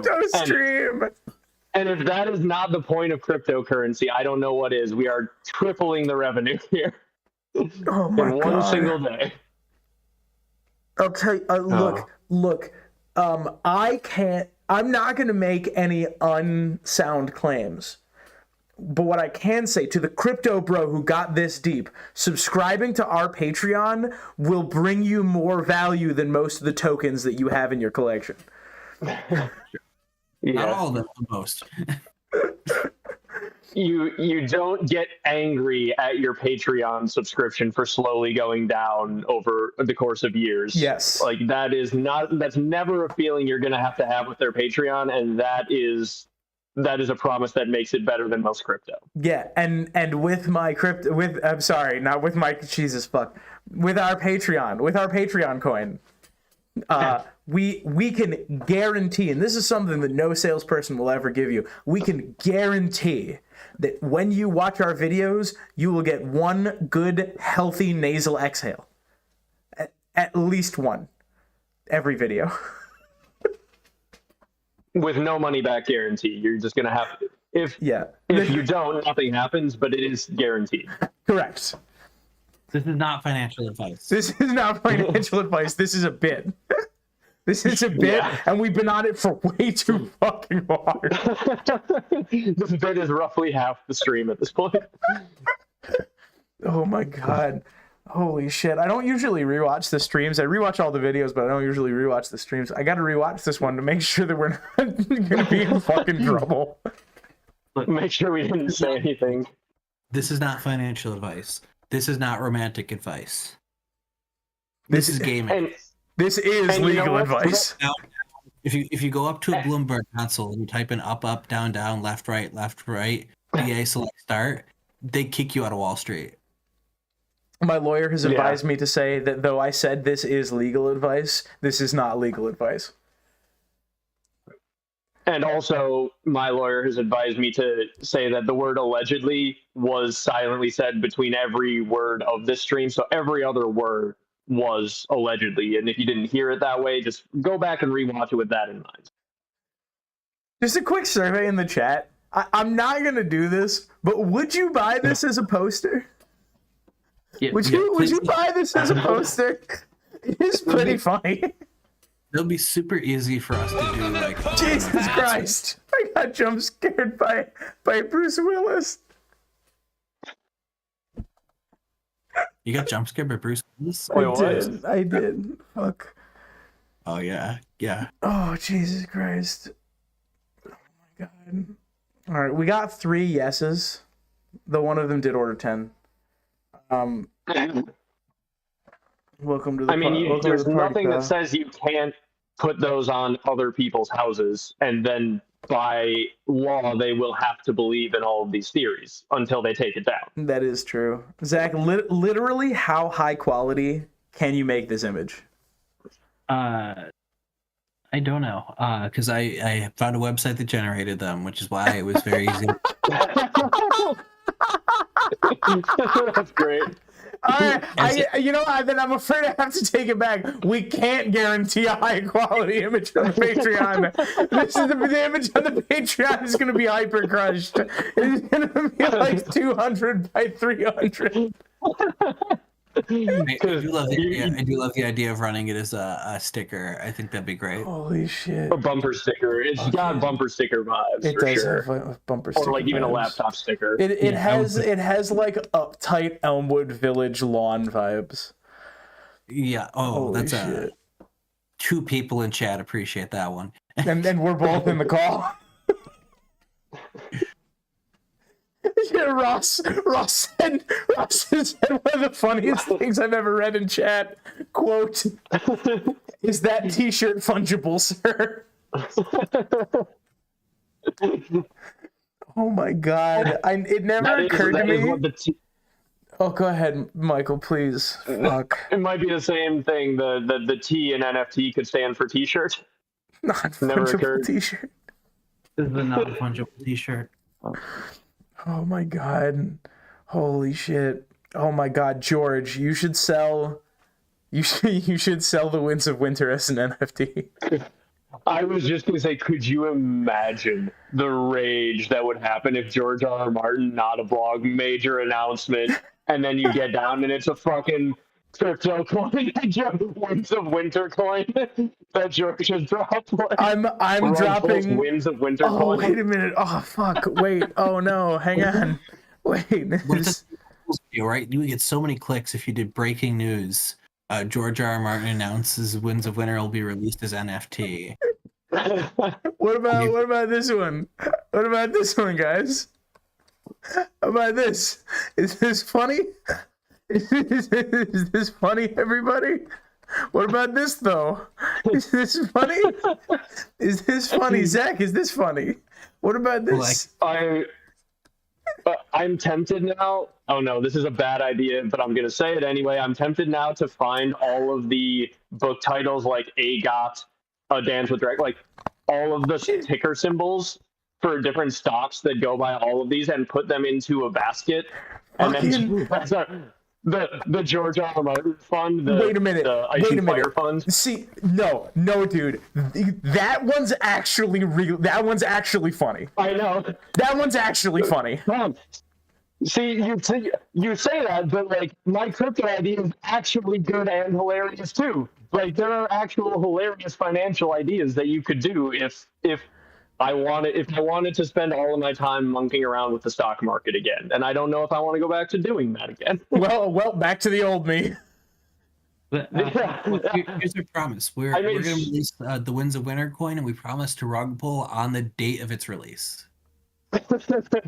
Yeah, we won't rug pull before then. But as soon we make them impossible to sell until Winds releases, so that the second it drops, it's a big race to sell your coins. Fuck, that's really funny. Right, the day it announces, it like quintuples in value.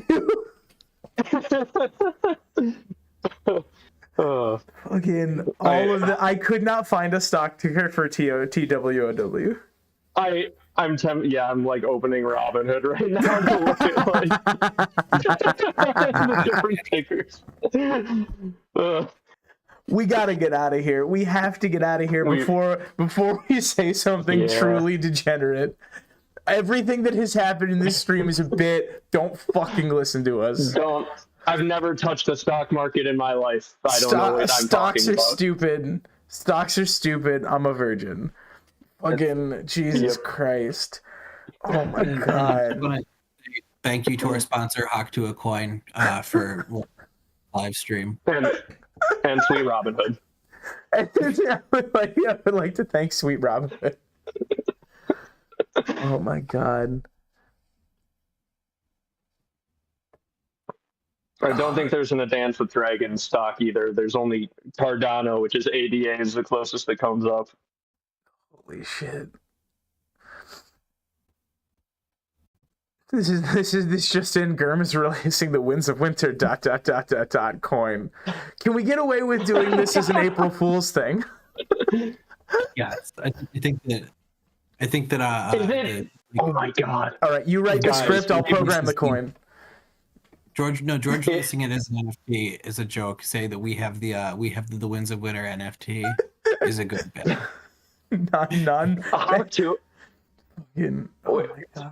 Tua destroying her entire reputation in a single day with a rug pull did just make me realize, though, April Fool's is basically the purge for crypto rug pulls. You just have to launch and rug pull on April 1st, so that the next day you can be like, well, guys, it was a joke, clearly, like, obviously that was going to happen. It was April Fool's. Like, just say, I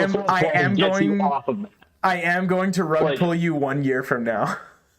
Coffeezilla calls me up. I'm just like, bro, April Fool's. He's just like, but how much money did you make off of rug pulling all of your subscribers? I'm like, bro, it was April Fool's. Like, I don't know what you want. Why are you mad? It's a joke, bro. It's a joke, bro. Yeah. It was just a joke. Clearly, as long as I am above board on days that are not April Fool's and only rug pull on April Fool's, it's fine. It's like the Purge. Yeah, it's the Purge for crypto coins. Yeah, because the only harm is your reputation.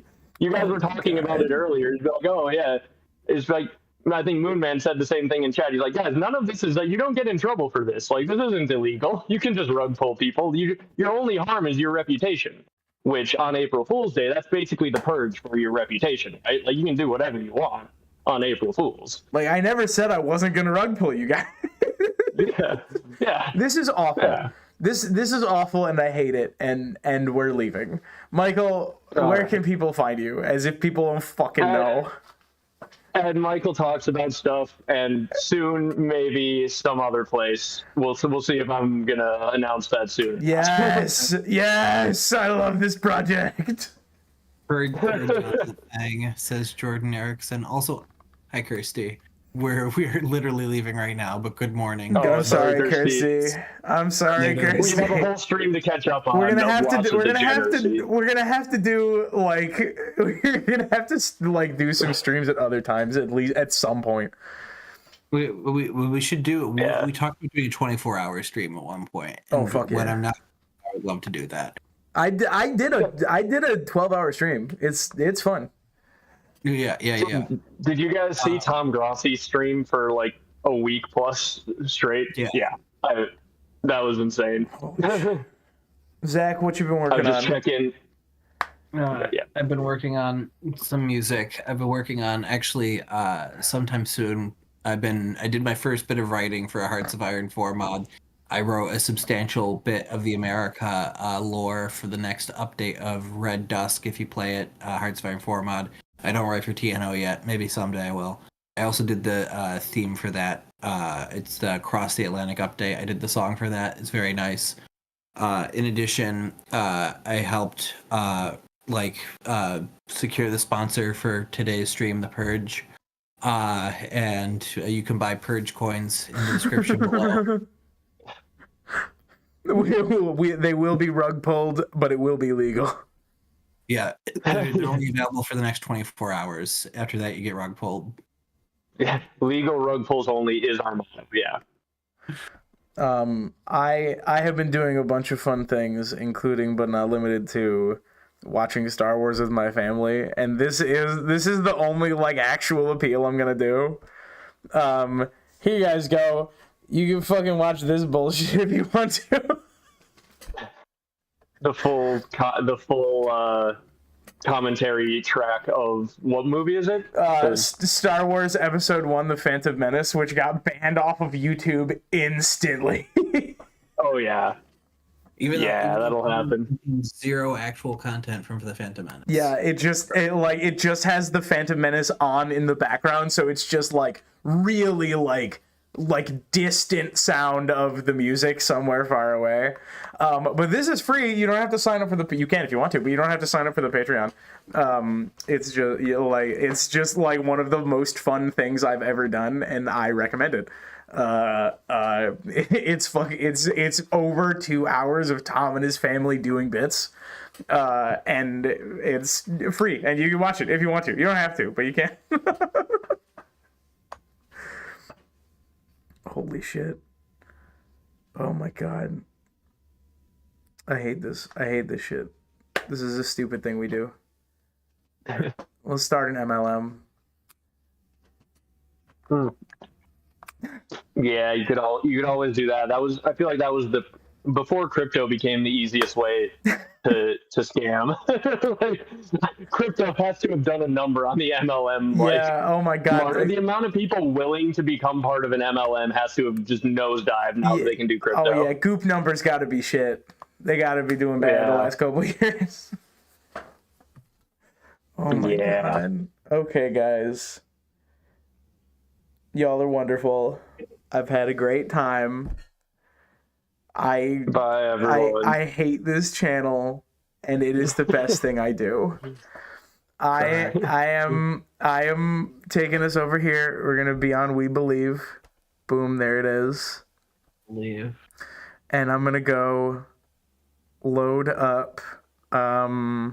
Zach, can we play people out with some of your music? Please, whatever you like. Hell yeah. We're gonna play. What is it like? Hang on, I know it. I have it fucking bookmarked or something. It's is it like Beats from Beyond? the bangers from Beyond. Like the stream before you go out there. Like the folks. stream. Yeah, you're out here. You gotta like it before you leave. All 2 hours of this madness. There we go. Oh god, it's so fucking loud. Jesus Christ. Oh my god. There we go. Right. Come on, right. Right there. Yeah. I can turn my camera off. Woo! Yay. I'll turn it down a little bit. You guys can hang out and listen to the bangers from Beyond for a couple minutes if you want to. Let me chill. The chair was destroying my back the entire time. Are you guys both gone? No, I can go back. I can go back to here if I want to. Oh, Zach broke the layout. I did it on purpose. On purpose. Can they still hear us? Or No, yeah, we are still audible. That's what I figured. We're gonna play out. We're jamming. I can't hear the music, so. Just dance. We'll do. That's fine. Good night, everybody. You're wonderful people. Okay, Good night. bye.